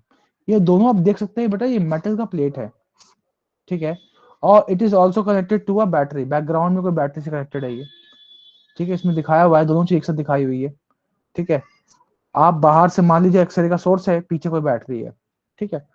अब आपको पता है ये पॉजिटिव चार्ज है, ये नेगेटिव चार्ज है। अब ये ऑयल पार्टिकल यहाँ पे आएगा। अब जैसे ही ऑयल पार्टिकल यहाँ पे आएगा, रिमेंबर यहाँ पे एक्सरेज फ्लोट कर रही है, घूम रही है। एक्सरे जो है, यहाँ प्रेजेंट गैस जो है उससे कोलाइड करेंगे। ये मान लो ये कोई एटम है, जैसे ही एक्सरे से कोलाइड करेंगी, ये घबरा करके अपने इलेक्ट्रॉन लूज कर देगा, और फिर वहां पे यहाँ पे इलेक्ट्रॉन ही इलेक्ट्रॉन होंगे चारों ओर, और ये इलेक्ट्रॉन इस पर्टिकुलर ऑयल ड्रॉप से अटैच हो जाएंगे। और अब नाउ आपका oil drop is charged, am I right? Now this Yes, oil sir. drop is charged. Yes sir, negatively charged. Yes, sir. आप जानते हो कि नेगेटिव चार्ज है अगर, तो ऊपर की ओर अट्रैक्ट होगा और ग्रेविटी इसको नीचे की ओर खींचेगी। क्या मैं सही हूं? Yes sir. आप सभी जानते हैं कि अगर मैं इलेक्ट्रिक फील्ड को ग्रेविटेशनल फील्ड के अकॉर्डिंग बैलेंस करने की कोशिश करूं, एक पॉइंट ऐसा आएगा कि मैं इस पर्टिकुलर पार्टिकल को एक हवा में ही लटका दूंगा। Yes sir. तो उस पॉइंट ऑफ टाइम पे जो चार्ज की वैल्यू आती है, अगेन वही प्रैक्टिकल वैल्यू है 1.602 इंटू 10 की पावर -19 कूलम। चार्ज की यूनिट होती है कूलम, याद रखना इस बात को, ठीक है। ऐसा क्यों सर? और सिंपल सी बात है, मोक्षिका डिस्कवर करती है तो बोलती सर इसकी इसकी यूनिट होगी मोक्षिका। सर मैंने क्यों बोला? मैं बात कह रहा हूँ बेटा, तूने कुछ नहीं बोला। जैद करता तो बोलता चार्ज की यूनिट है जैद, तो जैद लग भी रहा है थोड़ा सा, है ना? Zaid are you there? Yes sir. लग रहा है ना चार्ज की यूनिट जैद, अगर जैद ने डिस्कवर किया तो जैद हो गई ना। Yes sir. हाँ, करो बेटा कुछ ऐसा करो, ऐसी एक्टिविटी करो कि आप लोग भी डिस्कवर करो ऐसे particles, subatomic particles. Okay sir.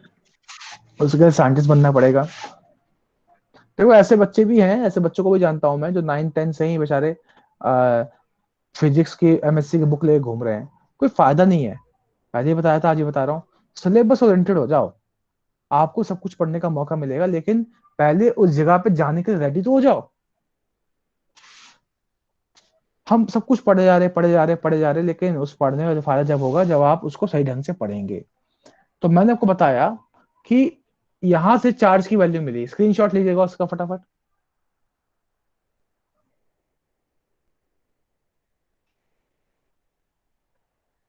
तो दो चीज हमें समझ में आ गई है, चार्ज की वैल्यू, ई की वैल्यू वो आई है 1.602 इंटू 10 की पावर -19 कूलम, और चार्ज बाय मास की value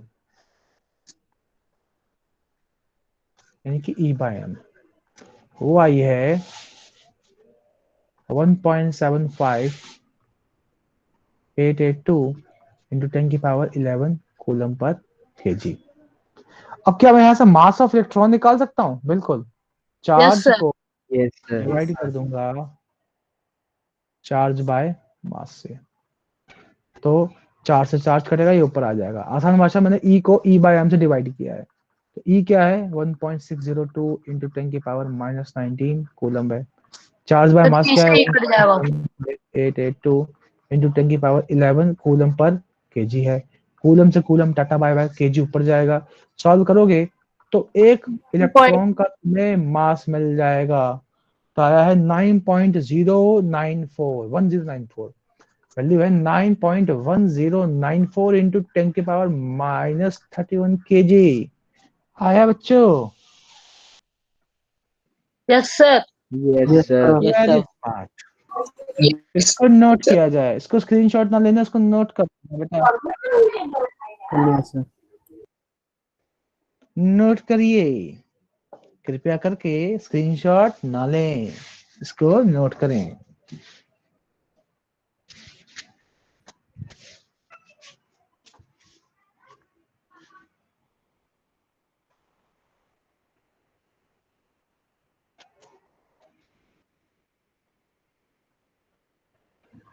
sir done.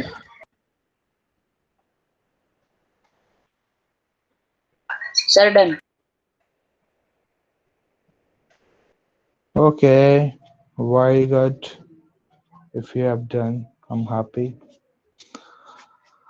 Let us move forward to the other discussion कि अब हमारा इलेक्ट्रॉन का डेफिनेशन क्या होना चाहिए। तो An electron may be defined as a subatomic particle which carries an one. electron may be defined as, very nice मोक्षिका, तुम्हें तो सब आता है, और वैसे ही आता है जैसा मैं लिखवाता हूँ। Sir electron have a negative electric charge. Very smart. An electron may be defined as a subatomic particle which carries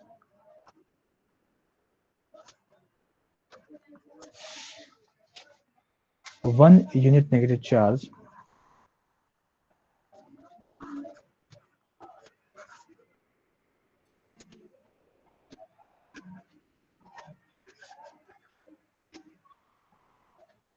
मतलब 1.0602 into 10 की power minus 19 coulomb and mass of and has a mass of 9.1 into 10 की power minus 31 kg. ठीक है, equal to 1 by 1000 equal to of hydrogen. 1 upon 1837 times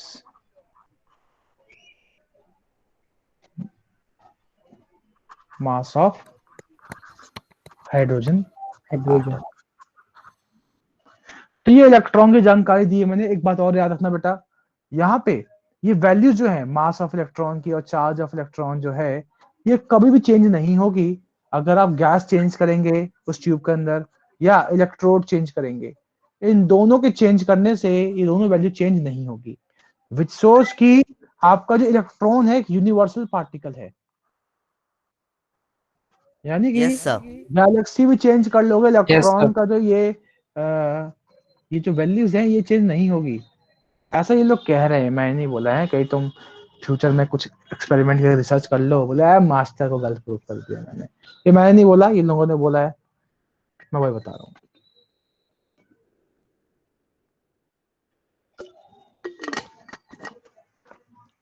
note करो बेटा, इसको भी note किया जाए.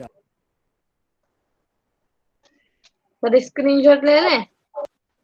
अच्छा स्मार्ट बन रहे हो, स्क्रीनशॉट लोगे हैं? ले लो बेटा, स्क्रीनशॉट ले लो. Sir done. Very smart. Sir done. Sir done. Sir done. चलिए, अब ये तो बात होगी किसकी, ये हमें बात करी इलेक्ट्रॉन की डिस्कवरी की. ठीक है, अब हम चलते हैं कहाँ पे, प्रोटॉन की ओर. Proton.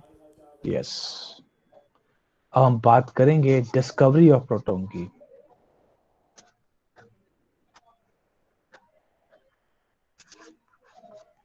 सर आपने जे थॉमसन का प्लम पुडिंग मॉडल तो सब बताया नहीं.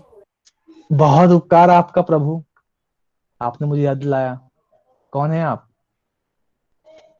सर कृष्णा. प्रभु, आपको तो मैंने भी एटम के बारे, स्ट्रक्चर के एटम के बारे में पढ़ाया ही नहीं है. अभी तो हम इलेक्ट्रॉन प्रोटॉन न्यूट्रॉन पढ़ रहे हैं. अच्छा सर अभी इतने पीछे हैं. जी प्रभु,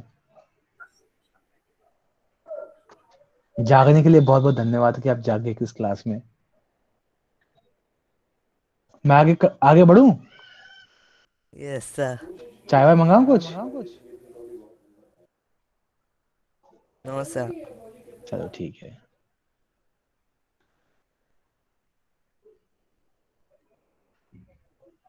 नहीं कुछ चाहिए तो बता देना है, कैपुचिनो वगैरह कुछ भी आ जाएगा बेटा. लाटे मंगा देता हूँ. और बोलो. नहीं सर मैं नहीं पीता चाय. तो जाया करो ना क्लास में. क्या पढ़ रहे हो क्या नहीं पता, आपको पता ही नहीं क्या चल रहा है क्लास में. सर आप एक्चुअली मैं कई थॉमसन बार के पढ़ मॉडल पे चुका आप हूँ. बैठे हुए हो. क्या बेटा, क्या बोल रहे हो? सर एक्चुअली मैं कई बार पढ़ चुका हूँ सर, उसमें मैं पूरी थ्योरी पढ़ता हूँ ना सर, इसलिए मेरे को लगा. ओहो, अत्याचार कर दिया मैंने तो आज, है ना. कोई बात नहीं बेटा, थोड़ा सहले, है ना. अब तो बराबर आ गए हो आप दोनों, A1 B1 बराबर है, तो थोड़ा सा. सर अब सारी क्लास A1 के साथ ही हाँ होगी जी, हमारी. जो तुम्हारा वो मोल कंसेप्ट है वो मैं अलग से दूंगा, लेकिन अभी ये मैं साथ साथ पढ़ाऊंगा आप दोनों को. ठीक है. Okay sir. Movie okay I थी ना सर. हम साथ साथ हैं, इसी पे आई थी मूवी. जब A1 B1 मिक्स होता है तो ये मूवी बन गई थी वो. ये आ गया. ये आपका डिस्कवरी ऑफ प्रोटॉन का अपैरेटस है. किसने किया था ये? किसने की है गुस्ताखी? क्या नाम था उनका? Sir Ernst Goldstein. Sir E Goldstein या अर्नस्ट गोल्डस्टीन भी बोल अर्नेस्ट सकते हो। रदरफोर्ड। सर गोल्ड्स ई गोल्डस्टीन है बेटे इनका नाम, और ये 1836 में इन्होंने ये एक्टिविटी करी है। 1836 में इनका एक्सपेरिमेंट किया गया था। तो ई गोल्डस्टीन ने सोचा कि अगर कैथोड से कुछ एनोड पे जा रहा है तो कुछ एनोड से कैथोड पे भी जाना चाहिए, है ना? Sir Yes, sir. अच्छा, ऐसी बात है। Yes sir. कैसे मालूम एनोड करेंगे? रेस की उन्होंने डिस्कवरी। बस शांत रहो बेटा, शांत रहो। तो उन्होंने ये किया, उन्होंने कैथोड रे जो था, कैथोड था आपका, उसके ऊपर होल कर दिए। देख सकते हैं आप ये होल। एंड ही फाउंड कि Yes. जैसे ही उसने यहाँ पे जिंक सल्फाइड का पेस्टिंग करा, ये रीजन भी ग्लो करने लगा। ये रेड ग्लो क्या रहा है, हो सकता है कलर चेंज हो, पर ये रीजन भी ग्लो करना स्टार्ट कर गया, जो अगेन प्रूफ करता है कि ना सिर्फ यहां से यहां रे जा रही है, यहां से यहां भी रे आ रहा है। यस समझ रहे हो सर। बेटा? अब ये जो रे है ये एनोड रे से स्टार्ट हो रहा है, इसलिए हम उसको एनोड रे एक्सपेरिमेंट भी कहते हैं। Yes sir.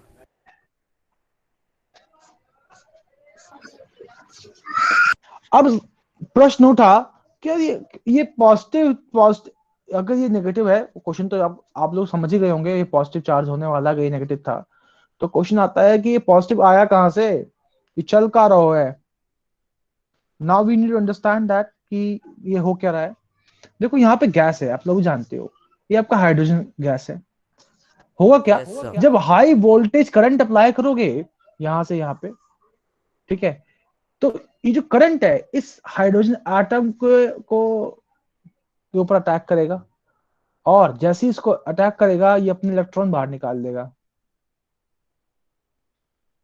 ठीक है, इट इज जस्ट लाइक अगर हमारे गर्दन पे कोई चाकू रखे तो हम फटाफट अपने जेब से सारे पैसे निकालेंगे ना बाहर। Yes sir. हम ये बोले, हम तो ये बोलेंगे प्रभु इतना क्रोधित क्यों हो रहे हैं, ले जाइए, लेना है। It is just like that. अब देखिए बेटा, ये जो इलेक्ट्रॉन था ये क्या है, कैथोड रे का पार्ट है। यस है सर। ना? और ये जो पॉजिटिवली चार्ज है ये H+ आयन, ये किसका पार्ट होगा? Yes, sir. फिर एनोड रे का। Yes sir. Yes sir. लेकिन एक कैच यहाँ पे वो ये है कि यहाँ पे जैसे सब गैस चेंज करोगे, ये जो पॉजिटिवली चार्ज पार्टिकल है ना वो चेंज होगा। हाइड्रोजन लोगे तो H+ आएगा, हीलियम लोगे तो हीलियम 2+ आ जाएगा। तो जैसे जैसे आप गैस चेंज करोगे, जो पॉजिटिव चार्ज वाला पार्टिकल है वो चेंज होने वाला है। अग्री और not? Yes yes sir. Yes sir. एक बात और समझो, अगर पहले के मुकाबले क्या हो रहा था, कुछ भी करो इलेक्ट्रॉन तो इलेक्ट्रॉन है, लेकिन जो पॉजिटिवली चार्ज है वो हर बार सेम नहीं है, कभी H+ हो सकता है, कभी He2+ हो सकता है। तो समझिएगा बेटा, जैसे आप गैस चेंज करोगे ऑब्वियसली बात है मास चेंज होगा ना। Yes sir. तो क्या मैं कह सकता हूँ कि बाय m की वैल्यू हर बार अलग अलग होगी हर एक गैस के लिए? Yes sir. कितने बच्चे इस बात से अग्री करते हैं जो मैंने बोला है? मैंने भी बोला है कि जैसे जैसे आप डिस्चार्ज ट्यूब में गैस चेंज करते जाओगे, चार्ज अपॉन मास का वैल्यू चेंज होगा, क्योंकि मास चेंज हो रहा है, क्योंकि हाइड्रोजन का मास अलग होता है, हीलियम का अलग होता है। आप लोग चैट बॉक्स में समर्थन दीजिए मुझे। सर मुझे ये वाला पॉइंट समझ, हीलियम 2+ हो जाएगा। हाँ बेटा, हीलियम जो है जब पॉजिटिव चार्ज होता है तो इसके ऊपर हीलियम+2 आता है चार्ज। यस सर, ये तो मुझे समझ आया। फिर उसके बाद आपने क्या बोला कि हर गैस के लिए मैंने ये कहा है डिफरेंट गैस के लिए मास की वैल्यू अलग अलग होगी ना, मैं ये कह रहा हूँ। तो फिर हम सर एक सेकंड रुको जोशना। हाँ बोलो मोक्षिका। तो सर फिर हमने इलेक्ट्रॉन में तो ये कहा था कि कोई भी गैस आ जाए उससे कोई फर्क हाँ, नहीं। क्योंकि कोई भी गैस आपको एक इलेक्ट्रॉन तो दे ही रहा है, देखो ना, इलेक्ट्रॉन ही तो दे रहा है।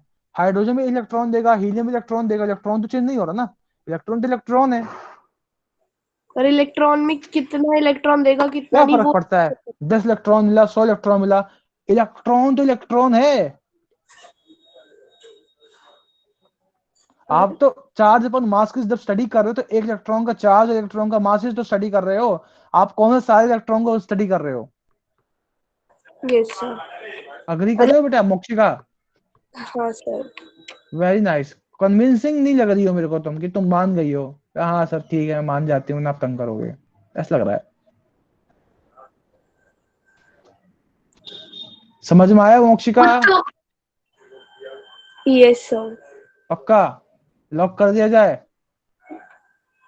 सर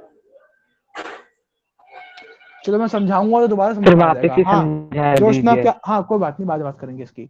जोशना क्या पूछ रही हो? सर मैं वंशिका हूँ। सर हाँ मुझे ये पूछना है, वंशिका तो बोलो। सर जब हमने sir nature of cathode ray पढ़ा था, तो उसमें हमने आपने बताया था कि कैथोड रे जो है वो ट्रेवल करती है स्ट्रेट लाइन में। और सर हाँ उसमें हमने सर एक मेटालिक पेपर बीच में रखा था, तो उसकी शैडो भी फॉर्म हो रही थी। लेकिन सर अगर कैथोड रे और एनोड रे दोनों फॉर्म होती है, तो फिर सर शैडो तो फॉर्म होनी नहीं चाहिए थी। सर फिर शैडो क्यों फॉर्म हुई? बिकॉज सर एनोड रे से भी तो सर रे आ रही है। Good question, very good question. पहले अभी बताओ, जहाँ मैंने जो पढ़ाया वो समझ में आया? Yes sir. नारायण जी बोल रहे हैं the mass of proton remain same everywhere. बेटा प्रोटॉन का मास सेम होगा, लेकिन यहाँ पे क्या प्रोटॉन है? H प्लस प्रोटॉन है क्या? हीलियम 2 प्लस प्रोटॉन है? नो, हीलियम 2 प्लस में 2 प्रोटॉन है। अगर तुम ध्यान से देखो तो आप पूरा का पूरा हीलियम कंसीडर करोगे ना। यहाँ पे जो पॉजिटिव चार्ज इंपार्ट करने वाला कौन? प्रोटॉन है? नहीं, हीलियम गैस में से He2 प्लस है, H प्लस नहीं आया। ऐसा नहीं है कि 2 H प्लस आ गए हो, He2 प्लस आया है। समझ में आई बात? Yes sir. तो समझो बेटा, अभी मैंने सिंपल सी बात बोली है, जैसे कैथोड रे में कैथोड से एनोड रे जा रहा था, वैसे एनोड रे में एनोड से कैथोड की ओर जा रहा है। एक बच्चे ने मुझसे पूछा कि सर अगर दोनों तरफ से रेज आ रही हैं तो शैडो क्यों बना? बेटा यहाँ जो शैडो बन रहा है ये पर्टिकुलरली इस रे का बन रहा है, ये कैथोड रे का। अगर आप धूप में खड़े हो, ठीक है, धूप में खड़े हो तो आपकी शैडो तो बनती है ना धरती पे। ऐसा तो नहीं है कि यहाँ पे लाइट नहीं है, लाइट तो यहाँ पे भी है। यहाँ मैं बल्ब लगा दूं, अगर बहुत सारा बल्ब लगा दूं तब भी शैडो नहीं बनेगी क्या? सर बनेगी तो, लेकिन सर उसमें सर दोनों साइड से आ रही है ना रे, तो सर समझ ही नहीं आया सर शैडो कैसे बन जाएगी। बेटा देखो अब यही है कि अभी तो फिर एक्सपेरिमेंट में करा के दिखाऊं। आप इंडिविजुअली स्टडी करो, ऐसा नहीं है कि मतलब दोनों एक साथ स्टडी नहीं किया गया, समझो इस बात को। उस टाइम उसको नहीं पता था, थॉमसन को वो नहीं पता था कि एनोड रे एग्जिस्ट करती है। उसने कैथोड रे की स्टडी करी और उसको कैथोड रे का शैडो मिला, उससे इसको ये मालूम पड़ा। अच्छा एक चीज सोचो बेटा, कि अगर मैं मान लो हम एक अंधेरे कमरे में हैं, ठीक है, और छत पे बहुत सारी लाइट लगा रखी है मैंने। अंधेरे कमरे की सीलिंग पे बहुत सारी लाइट है और फ्लोर पे भी बहुत सारी लाइट है, ठीक है, समझ गए बेटा? Yes sir, yes sir. अगर मैं समझ लो तुम्हारे घर में जो टाइल लगा हुआ उस टाइल को उठा लो, जो टाइल जो है उस टाइल के शेप का अगर कोई ऑब्जेक्ट में बीच में लेकर के आऊं तो क्या उसकी शैडो नीचे बनेगी? मेरा सवाल आपसे ये है। सर बननी तो नहीं चाहिए, बिकॉज सर नीचे भी सर बहुत सारे बल्ब हैं। बेटा जो लाइट ऊपर से आ रही है वो नीचे नहीं जा पाया ना, मैं आपको ये कह रहा हूं। तो आपको वो डिफरेंस दिख जाएगा कि देखो यहाँ ये जो लाइट यहाँ से यहाँ जा रही थी वो नहीं जा रही है। मैं ये कहना चाह रहा हूँ। Yes sir. सर जैसे अगर आप चार उनके बीच में हो सर, लाइट सर खंभों के बीच से उनके सर 4 डायरेक्शन से आपको लाइट दे रहे हैं, तो सर आपकी 4 शेडोज बनेगी सर डिफरेंट डायरेक्शंस में, ना कि एक भी नहीं हाँ बनेगी। मतलब अगर आप ये ऑप्टिक्स के टर्म्स में स्टडी करेंगे ना तो आपको बहुत अच्छा समझ में आएगा, फिजिक्स में है वो। लेकिन बेटा शैडो बनेगा यहाँ पे, ठीक है। अब ये यस सर। सिमिलरली अगर मैं वही डॉक्टर वाला साइन यहाँ लगा दूं तो क्या होगा? वही साइन सर यहाँ, यहाँ उसका पे शैडो बने। यहाँ भी बनेगा, ठीक है। मैं कोई पुली लगा दूं तो पुली भी घूमने वाला है, यहाँ पे पुली भी घूमेगा। Pulley is going to rotate here again. तो सर जो डॉक्टर वाला साइन है सर, इसके दोनों साइड पे शैडो बननी चाहिए ना पर?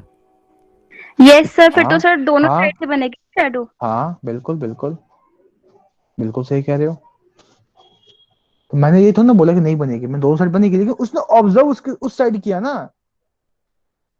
अच्छा सर, मतलब बनती तब भी थी, मतलब उन्होंने ऑब्जर्व नहीं किया था तब। हाँ, यही तो मैं समझा रहा हूँ बेटा तब से। ठीक है, ठीक है। Yes sir. Sir. Yes sir. Okay, तो सर ये आप लोग, हाँ बोलो बोलो, क्या बोल रहे हो?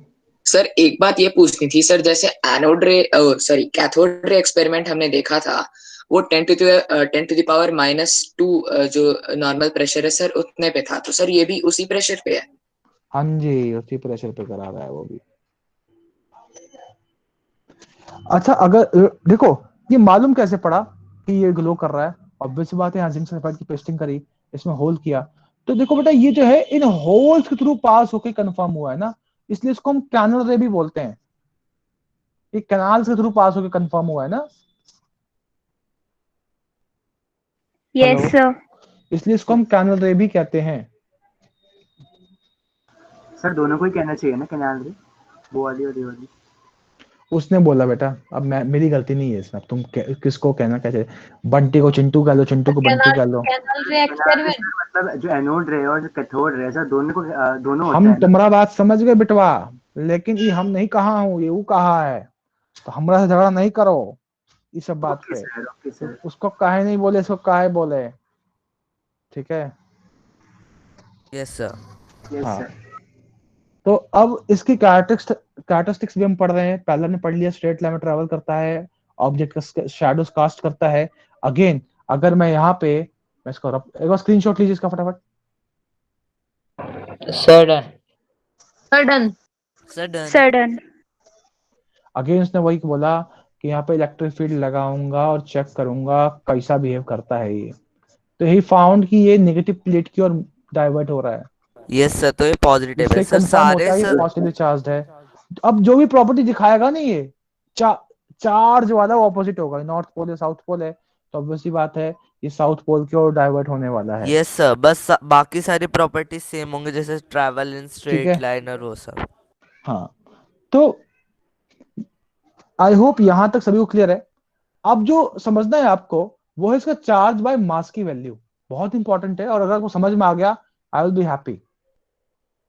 देखो बेटा, समझो, चार्ज अपॉन मास जब आप निकालते हो, आपको ये बात तो पता ही है कि चार्ज की वैल्यू तो सेम रहने वाली है, ठीक है? आपको पता ही है वो तो यस 1.602, ई की वैल्यू तो वही रहने वाली है ना? ये मास जो है ना ये चेंज होगा। क्यों? जब आप हाइड्रोजन गैस लोगे तो H प्लस होगा, जब आप हाइड्रोजन गैस लोगे तो H प्लस होने वाला है, पॉजिटिवली चार्ज पार्टिकल जो बिहेव करेगा। Yes sir. हीलियम गैस लोगे तो He2 प्लस होगा। Yes similarly sir. जो भी आप गैस लोगे उसका जो पॉजिटिवली चार्ज पार्टिकल है वो रिस्पॉन्सिबल होगा एनोड से कैथोड की ओर जाने के लिए। समझ में आ रही बात? Yes yes sir. सर। आसान यस भाषा में सर। बोलूं, एक कैथोड से एनोड पे जाने वाला कौन है? इलेक्ट्रॉन।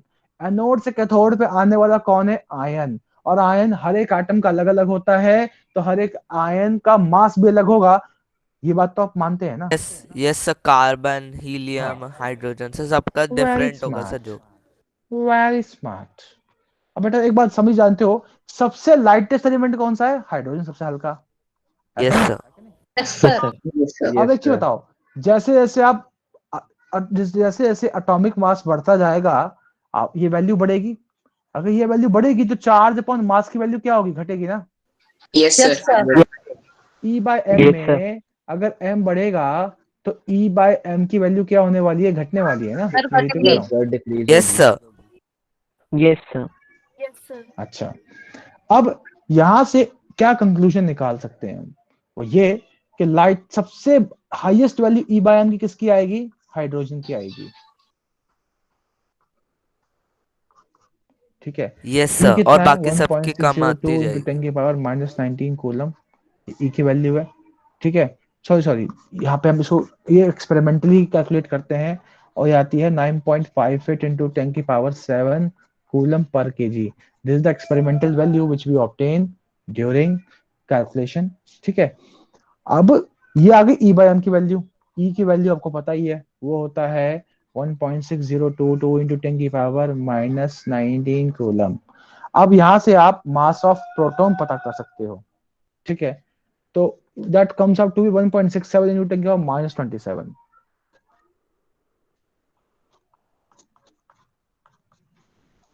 ये मास ऑफ प्रोटॉन है, समझ में आया? Sir yes sir. ये आपने C/kg लिखा है, C का मतलब क्या है? बेटा सी फॉर कूलम्ब बताया तो था, मतलब तुम लोग सोते हो यार। यूनिट है भाई इसकी, ऐसा यूनिट है चार्ज की। सर हमने चार्ज में इलेक्ट्रॉन का चार्ज क्यों लिया है यहाँ पे?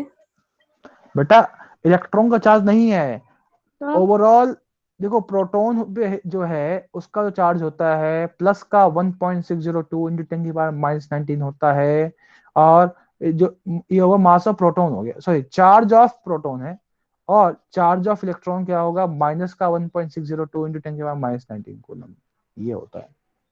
Okay sir. एंड सर फिर हमने यस कहा सर। सर क्या ये जो आपने बताया एक बार इसको दोबारा एक्सप्लेन कर दीजिए। ये जो आप He2+ बता रहे हैं तो प्रोटॉन है ना हीलियम में? तो बेटा एक चीज बता, अगर तू तू कह रही सर आपने तो यही बोला था ना कि आप तो एक ही इलेक्ट्रॉन का चार्ज, एक ही इलेक्ट्रॉन का मास निकाल रहे थे। तो सर यहाँ पे तो हाइड्रोजन है, हाइड्रोजन का एक आयन है, उसका चार्ज अपन उसका मास ले लो। जब He2+ लोगे तो अगर आप देखोगे He2+ में क्या है, अंदर 2 प्रोटॉन है 2 न्यूट्रॉन है, और बाहर कुछ नहीं है, 2+ ना, कुछ कोई इलेक्ट्रॉन नहीं होगा, तब 2 प्रोटॉन है, समझ रहे हो? यस सर 2 पर प्रोटॉन क्या है। ये 2 प्रोटॉन बाहर निकल सकते हैं क्या? नहीं। तो ये अपने आप में एक सिंगल एंटिटी की तरह बिहेव करेगा, H2O मॉलिक्यूल जैसे बिहेव करता है सिंगल एंटिटी की तरह, वैसे ये भी बिहेव करेगा सिंगल एंटिटी की तरह। तो यहाँ पे आपको एक पूरे हीलियम एटम का मास लेना, हीलियम आयन का मास लेना पड़ेगा, और चार्ज तो आपको वैसे पता होता ही है, उसके अकॉर्डिंग सॉल्व करते हैं। देखो आई बस समझ में? तो सर ऑरो में भी तो हम पूरे के पूरे हाइड्रोजन एटम का ही तो मास लेते हैं। हाँ, तो हाइड्रोजन का मास अलग होगा, हीलियम का मास अलग नहीं होगा। तो सर अलग तुम्हारे होगा। मास में मेरे मास में अंतर नहीं है, हाँ होगा सर, पर पर तुम उसको सेम कैसे मान रहे हो? मतलब आप ये कह रहे हैं हम यहाँ मास कांस्टेंट नहीं ले सकते, जो भी किसी भी ऑब्वियसली जब जब then you are the standard reference, तो मैं तुम्हारा मास लूंगा, when I am the standard reference मैं अपना मास लूंगा, है ना? फिर हमने Yes, sir. एक इलेक्ट्रॉन की मास को हमेशा वो क्यों लिया था सेम? क्योंकि एक इलेक्ट्रॉन तो बेटा उसका मास तो हर जगह सेम रहेगा ना बेटा। अब तुझे अभी बात समझ नहीं आई है बेटा, हाइड्रोजन में एक ही प्रोटॉन होता है न्यूक्लियस में, हीलियम में 2 प्रोटॉन 2 न्यूट्रॉन होता है। अब क्या इसमें और इसमें अंतर नहीं है क्या? है। अब हाइड्रोजन जो है वो तुझे 1 इलेक्ट्रॉन दे रहा था, और हीलियम जो है वो तेरे को 2 इलेक्ट्रॉन दे रहा है। अब बता इसमें और इसमें अंतर नहीं है क्या? क्या अंतर है इसमें? सर 1 इलेक्ट्रॉन है, एक में 2 इलेक्ट्रॉन है, हमें तो पर इलेक्ट्रॉन की स्टडी करनी है क्योंकि नेगेटिवली चार्ज तो इलेक्ट्रॉन ही है, तो 1 हो 2 है 2 लाख को क्या फर्क पड़ रहा है, 1 इलेक्ट्रॉन की स्टडी करनी है हमें। वैसे ही एक आयन की स्टडी करनी है, पर यहाँ पे आयन अलग अलग है। Yes sir.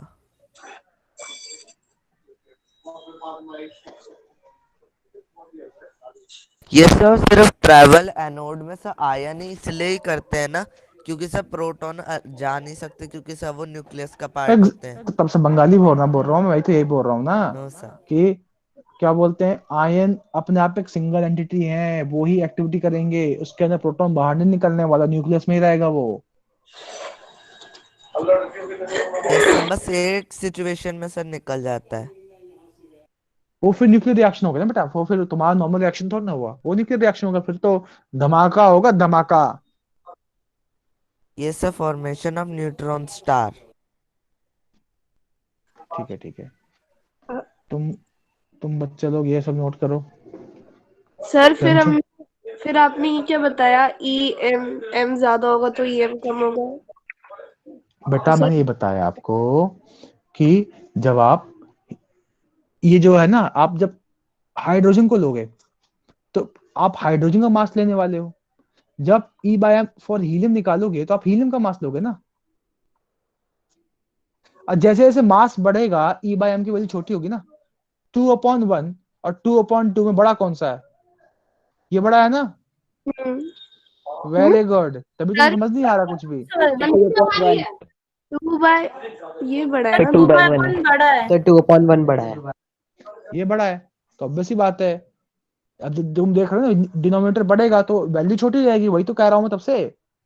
m बढ़ाओगे तो e/m की वैल्यू छोटी होगी। सर पर मुझे ये नहीं समझ, ये He2 पे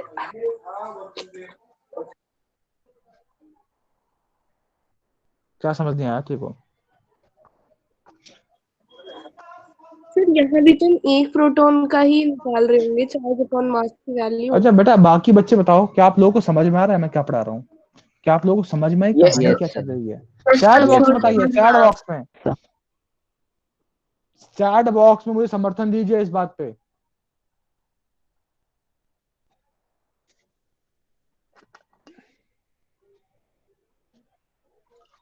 सर मुझे एक बात पूछनी थी। सर जब हम हीलियम के प्रोटॉन की बात करेंगे उसके मास के, तो सर उसको 2 × 1.67 × 10⁻27 kg कर देंगे ना? फिर से बोलो, फिर से बोलो। सर जब हमें हीलियम की बात करनी होगी जिसमें 2 प्रोटॉन्स हैं, तो सर उस टाइम पे हम 2 × 1.67 कर देंगे ना? इंटू 10 की आप और देखो ना बेटा, उसमें न्यूट्रॉन भी तो है। उसमें न्यूट्रॉन भी तो है, न्यूट्रॉन को छोड़ दोगे? No sir, no sir. Third chapter में पढ़ाया था, एक एटम का मास प्रोटॉन और न्यूट्रॉन की वजह से आता है। Yes sir. Yes sir. Sir मतलब एक प्रोटॉन का इतना है और इसके बाद में हम इसके रिलेशन में बाकी प्रोटॉन्स निकाल सकते हैं। एग्जैक्टली पूरे आयन का मास निकालोगे ना आप? हाँ yes sir. Yes, sir. Screenshot ले लीजिए इसका। Done sir, done. चलिए बेटा, अब हम बात करेंगे इसके डेफिनेशन की। डेफिनेशन लिख सकते हैं आप सभी? सर लिखिए, अ प्रोटॉन इज अ सब atomic particle. A proton is a subatomic particle which carries 1 unit positive charge. A proton is a subatomic particle which carries 1 unit positive charge. Bracket में लिखो 1.6022 into 10⁻⁻19 coulomb.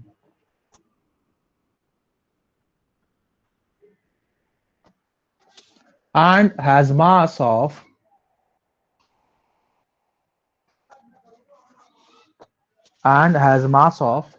1.67 into 10⁻⁻27 kg.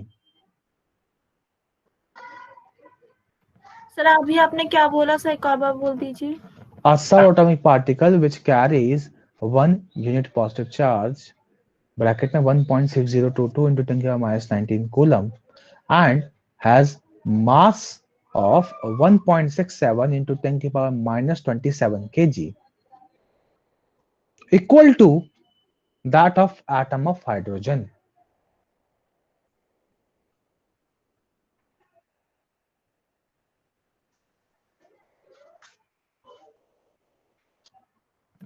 Sir done. तो चलिए चलते हैं अगले पड़ाव की ओर, ठीक है? सर मास का बता दीजिए बताना सर, मेरी थोड़ी सी छूट गई।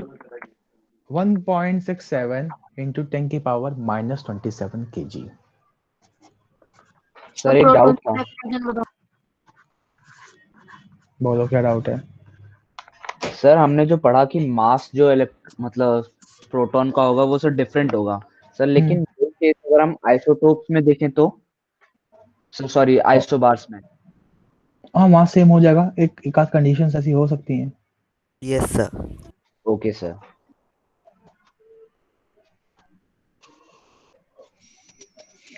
सर प्रोटॉन की डेफिनेशन बताना फिर से। सोता है क्या बेटा क्लास में? कोई और बच्चा बताएगा? बता बेटा, कौन पूछ रहा है? वैसे कौन पूछ रहा है? कौन पूछ रहा है? जैद। जैद, तुम कहाँ थे जब ये डेफिनेशन 2 बार बताई गई है? तब तुम आपकी कहाँ आवाज थे? बहुत ज्यादा कट कट के आ रही थी। बाकी को तो नहीं आ रही है, अब तुम एकदम क्लियर आ रही है। बाकी को भी आवाज कट रही है क्या मेरी? No sir, sir No, clear sir. है सर। Clear थी। No sir. A proton is a subatomic particle. लिख लो बेटा, a proton is a subatomic particle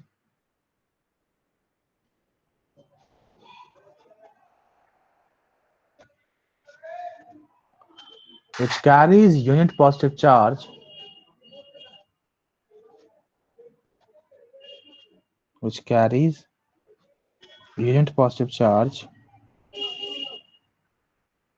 unit के बाद क्या है सर? positive charge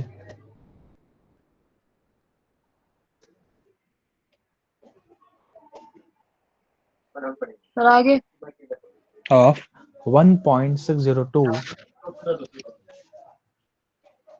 सर आगे 1.602 into 10 की power minus 27 kg.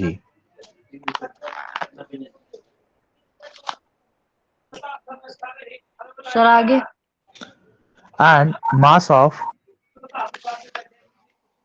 And mass of sir आगे 1.67 into 10 की power minus 27 kg.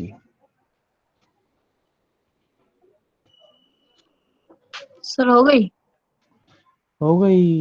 डेफिनेशन हो गई.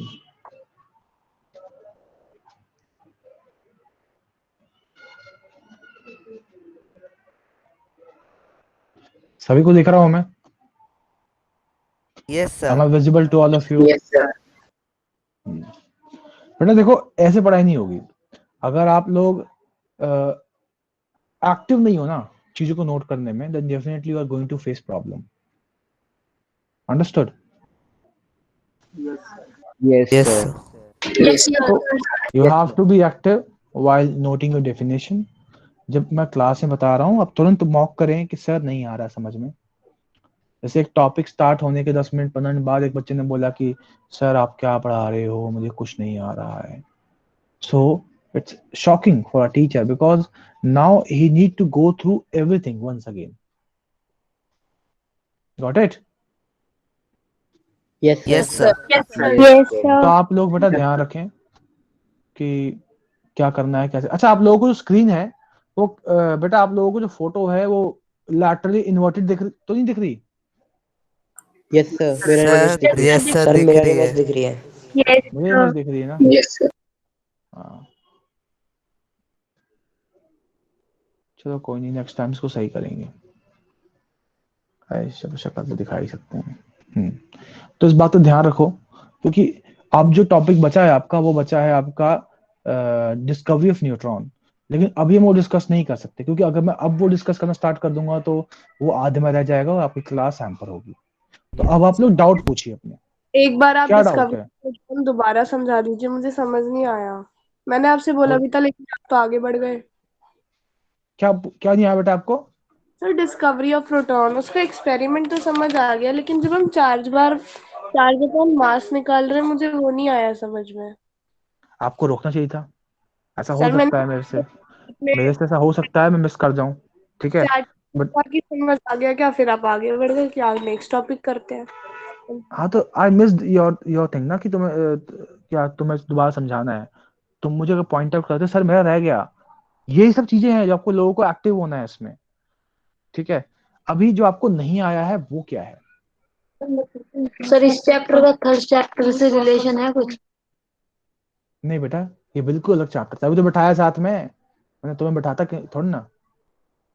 बेटा तुम्हें जो समझ नहीं आ रहा है मोक्षिका वो है E/m. हर बार अलग क्यों, वाई? तुम्हें एक बात समझना पड़ेगा कि ये जो प्रोटॉन जो है, ठीक है, एक प्रोटॉन जो है उसका चार्ज है वो तो 1.602 होता है इंटू 10⁻⁻19 होता है, ये आपको पता है. लेकिन जब E/m की बात आती है, यानी कि चार्ज अपॉन मास की बात आती है, तो ये आप किसका निकाल रहे हो? जो कैथोड रे एक्सपेरिमेंट या एनोड रे एक्सपेरिमेंट पढ़ रहे हो आप किसका निकाल रहे हो वो समझो. जब कैथोड रे एक्सपेरिमेंट पढ़ रहे तो वहां पे आप एक इलेक्ट्रॉन का निकाल रहे थे, और जब एनोड रे एक्सपेरिमेंट पढ़ रहे हो तो आप एक कटायन का निकाल रहे हो. ये बात तुम समझ पा रही हो बेटा? पहले तो ये बताओ मुझे को. एक आयन का निकाल रहे हैं वो तो आप अभी. क्या सर एक आयन का निकाल रहे हैं ना, तब क्योंकि से मैं भी तो यही कह रहा हूँ ना कि हम एक आयन का निकाल रहे हैं. क्या तुम्हें अब ये बात समझ में आई? हाँ ठीक है। नाउ जो तुम्हें फोकस करना है वो ये है कि अगर आप हाइड्रोजन लेते हो H+, अगर आप H+ का स्ट्रक्चर देखते हो तो इसमें क्या है, एक प्रोटॉन है, 0 इलेक्ट्रॉन है और 0 न्यूट्रॉन है। तो आपके लिए एक प्रोटॉन का मतलब क्या है, या फिर एक जो प्रोटॉन है आपके लिए H+ आयन है। ठीक है, तो आप जब इसका E/m का वैल्यू निकालते हो तो मास की वैल्यू तो आप एक प्रोटॉन के बराबर रखोगे, यानी कि हाइड्रोजन के बराबर रखोगे। प्रोटॉन की वैल्यू क्या बोलते हैं, जो भी है आप लोगों ने निकाली हुई है 1.67 into something something. Yes sir. ठीक है, चार्ज की वैल्यू को पता ही है सारी, लेकिन थोड़ा अलग तरीके से कैलकुलेशन होता है। लेकिन अब बेटा इसके जगह मैं हीलियम लेता हूँ, समझो यहाँ पे, अगर मैं हीलियम लेता हूँ तो मैं हीलियम आयन का मास लूंगा, मैं इसका मास लूंगा पूरे का पूरे, मैं इसका एक प्रोटॉन नहीं उठाने वाला, क्योंकि जो मूव करेगा वो हीलियम आयन करेगा, एक प्रोटॉन मूव नहीं करने वाला। और इसके अंदर 2 प्रोटॉन है, 2 न्यूट्रॉन है और 0 इलेक्ट्रॉन है। क्या तुम्हें पता है? सर ये तो हम सारी नियॉन गैसेस पढ़ रहे हैं, इसलिए हमारा तुम नियॉन गैस पे क्यों चली गई हो, पहले तुम ये बताओ। क्या मैं तुमसे हीलियम आयन की बात कर रहा हूँ बेटा, तुम्हें हीलियम आयन के अंदर 2 प्रोटॉन 2 न्यूट्रॉन होते हैं, ये पता है? Yes sir. अगर आपको एटॉमिक मास का कंसेप्ट क्लियर था तो आपको ये भी पता होगा कि जो मास होता है एटम को वो कौन देता है, प्रोटॉन और न्यूट्रॉन देता है, इलेक्ट्रॉन नहीं देता कभी भी मास। ठीक है, इसका मास बहुत कम होता है, एक इलेक्ट्रॉन का मास 9.1 इंटू 10⁻31 होता है, एक प्रोटॉन और न्यूट्रॉन से 10,000 गुना हल्का होता है वो। इसलिए ओवरऑल जब एटम के मास का कंट्रीब्यूशन की बात करते हैं तो इलेक्ट्रॉन का मास जो हम इग्नोर करते हैं। क्या तुम्हें ये बात क्लियर हुई है?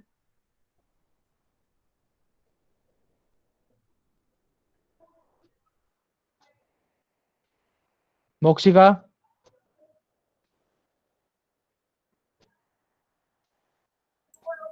सर लेफ्ट कर दिया उसने।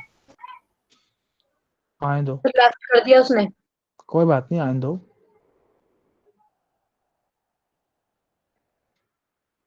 सर मेरी 2 मिनट के लिए डिस्कनेक्ट हो गई थी, उससे पहले मुझे आपकी आवाज नहीं आती, एक बार दोबारा बता दीजिए। बेटा मैं ये कह रहा हूं, जिस तरह से एक H+ आयन में एक ही प्रोटॉन था, वही रिस्पॉन्सिबल था मास इंपार्ट करने के लिए, वैसे ही हीलियम आयन जो है इसमें होता है 2 प्रोटॉन 2 न्यूट्रॉन और 0 इलेक्ट्रॉन।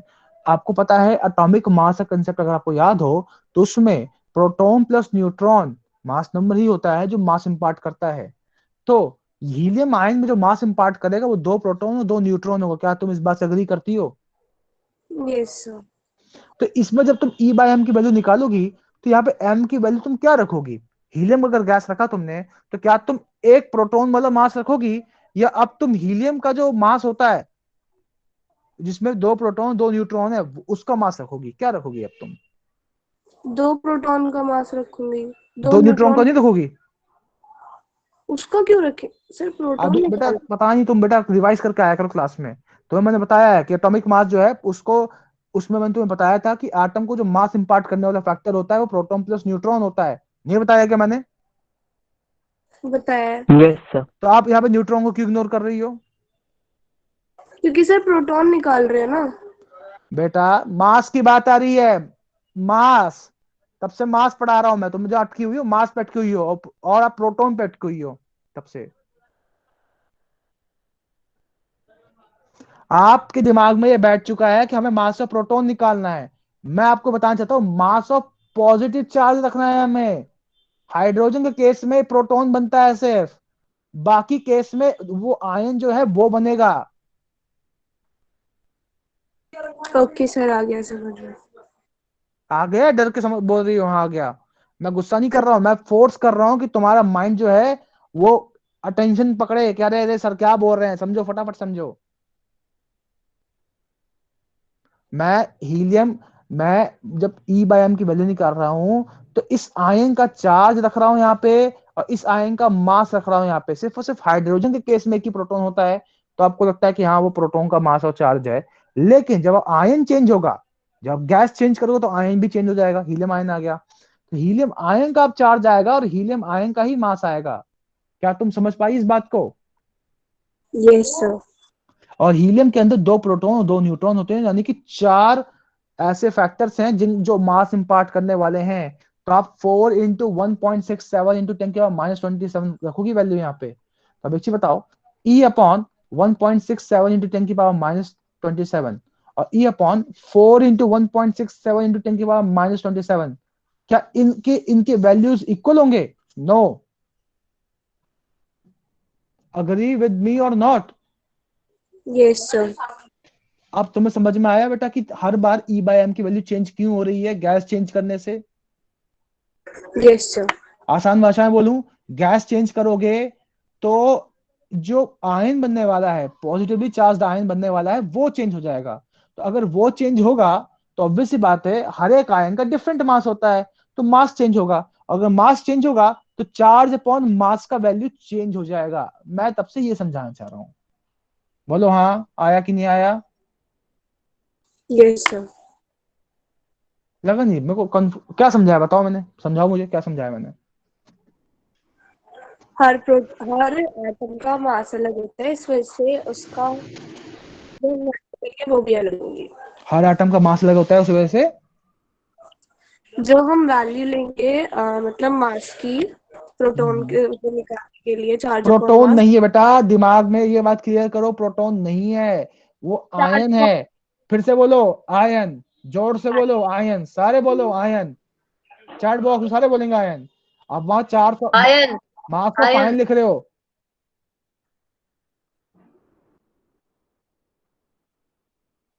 और सिर्फ हाइड्रोजन के केस में, H+ के केस में प्रोटॉन बन जाता है। इस बात को दिमाग में बिठाने का, घबराने का नहीं है सारे बच्चे। अबे हाँ ठीक है बेटा, मेरे को लगा आयरन लिख दिया किसी ने। मोक्षिका, मोक्षिका बेटा, मोक्षिका बेटा, सुन रही हो मेरे को? सर मैं लिख रही थी ना। हाँ सर। कोई बात नहीं, समझ में आ रहा है बेटा? Yes sir.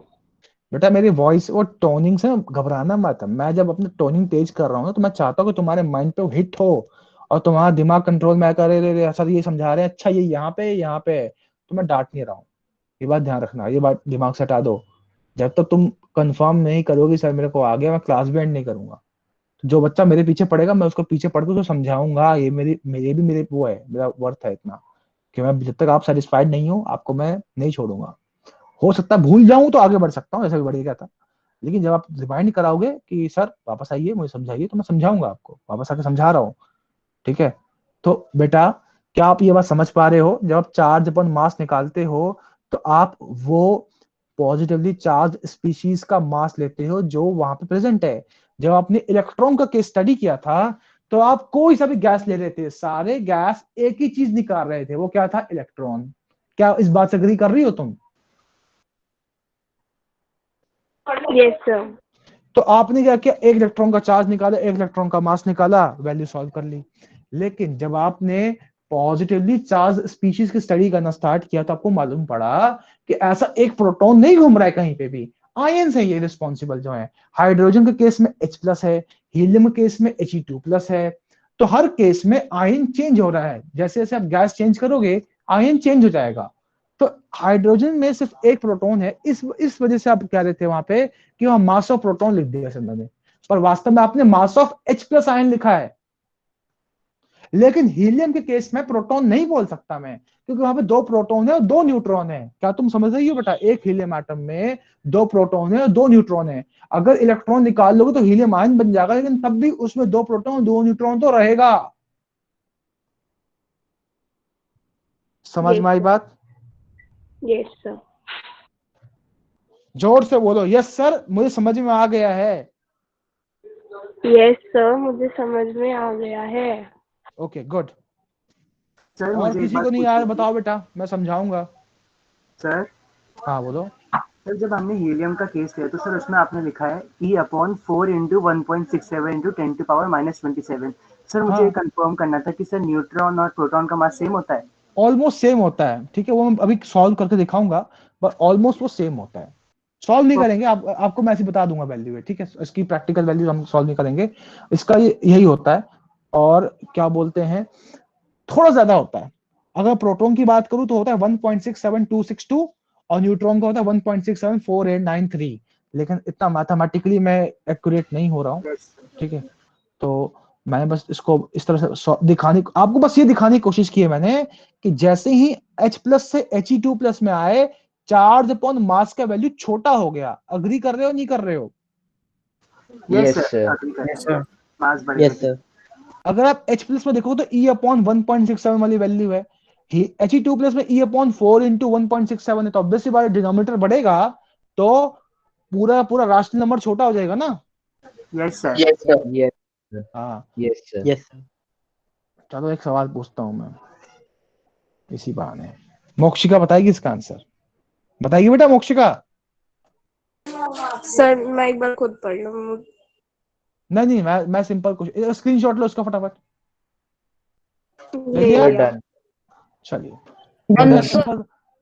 एक सिंपल सवाल पूछूंगा मैं आपसे कि इसको क्या बोलते हैं? P/Q। अरे Sir, सब पूरे को क्या rational. बोलते हैं?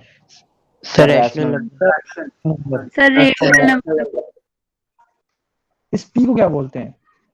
न्यूमरेटर। Sir numerator. इसको क्या बोलते हैं? डिनोमिनेटर। Sir denominator. इसको क्या कहते हैं? Sir vinculum. Vinculum. Very good, vinculum. जिसको नहीं पता था वो नोट करो, ठीक है। अच्छा लगा। कौन बताया ये? सर सर, जिस दिन अर्नब। आपने पूछा था सर, उसके बाद सर आपने पूछा था आपके बाद सर मैंने पूछा बताया हुआ था है? उसके। यस सर, आपने पहले पूछा है। आंसर लिख दिया था, अच्छा, सर देन सर्च किया था ये। सबसे पता ओके चल ओके। वैसे उम्मीद मैं मोक्षिका से कर रहा था, मोक्षिका बताती। मोक्षिका बेटा, समझ में आया topic? Yes sir. Shall we end out this class or you still want to re-access that particular concept? Sir आपकी आवाज बहुत ब्रेक हो रही है। बेटा तुम्हारा नेट खराब है। नहीं सर, हो रही है। यस अरे सर, सर, थोड़ी फ्रिजी आ रही है। नहीं हो रही सर। सर मुझे No, sir, clear है. सर क्लियर है। अरे 4-5 बच्चों को आ रही है इसका मतलब तो। बेटा मैं 100 Mbps के लाइन पे बैठा हुआ हूँ और ये स्पीड आती है मेरे इंटरनेट की। Sir yes sir. सर मैं भी इतने पे बैठा हूँ। आती है? स्पीड चेक किया था? Yes sir. Yes yes sir. Sir. Yes sir. Good. तो बेटा फिर मैं क्या कह सकता हूँ, क्योंकि मेरे को ऐसी प्रॉब्लम अभी तक आई नहीं है, बाकी बच्चे भी कह रहे हैं इसकी यस आवाज सर। नहीं सर आ रही, शायद 4-5 उनका बच्चों को आ रही है। इंटरनेट नहीं आ रहा होगा सर। सर कभी कभी होता है सर आवाज तो वाईफाई सर में। क्लियर सुनाई दे, लेकिन थोड़ा चलो फ्रिजी ठीक है यार, क्लास का टाइम वैसे ही ओवर हो गया, चिल करो, ठीक है। हम क्लास एंड करते हैं। Good night to all of you. Next class Thank में you, sir. Good night discovery of sir. Good proton night पढ़ेंगे, everyone. Thank you sir. Discovery of proton पढ़ेंगे और हम नेक्स्ट क्लास में सारे मॉडल्स भी स्टार्ट करेंगे। चलिए good night. Good thank night. You sir. Proton good नहीं night sir, sir. Neutron. Good night sir. Thank you sir. Bye everyone. Good evening everyone. Bye everyone. Good night everyone. Good night everyone.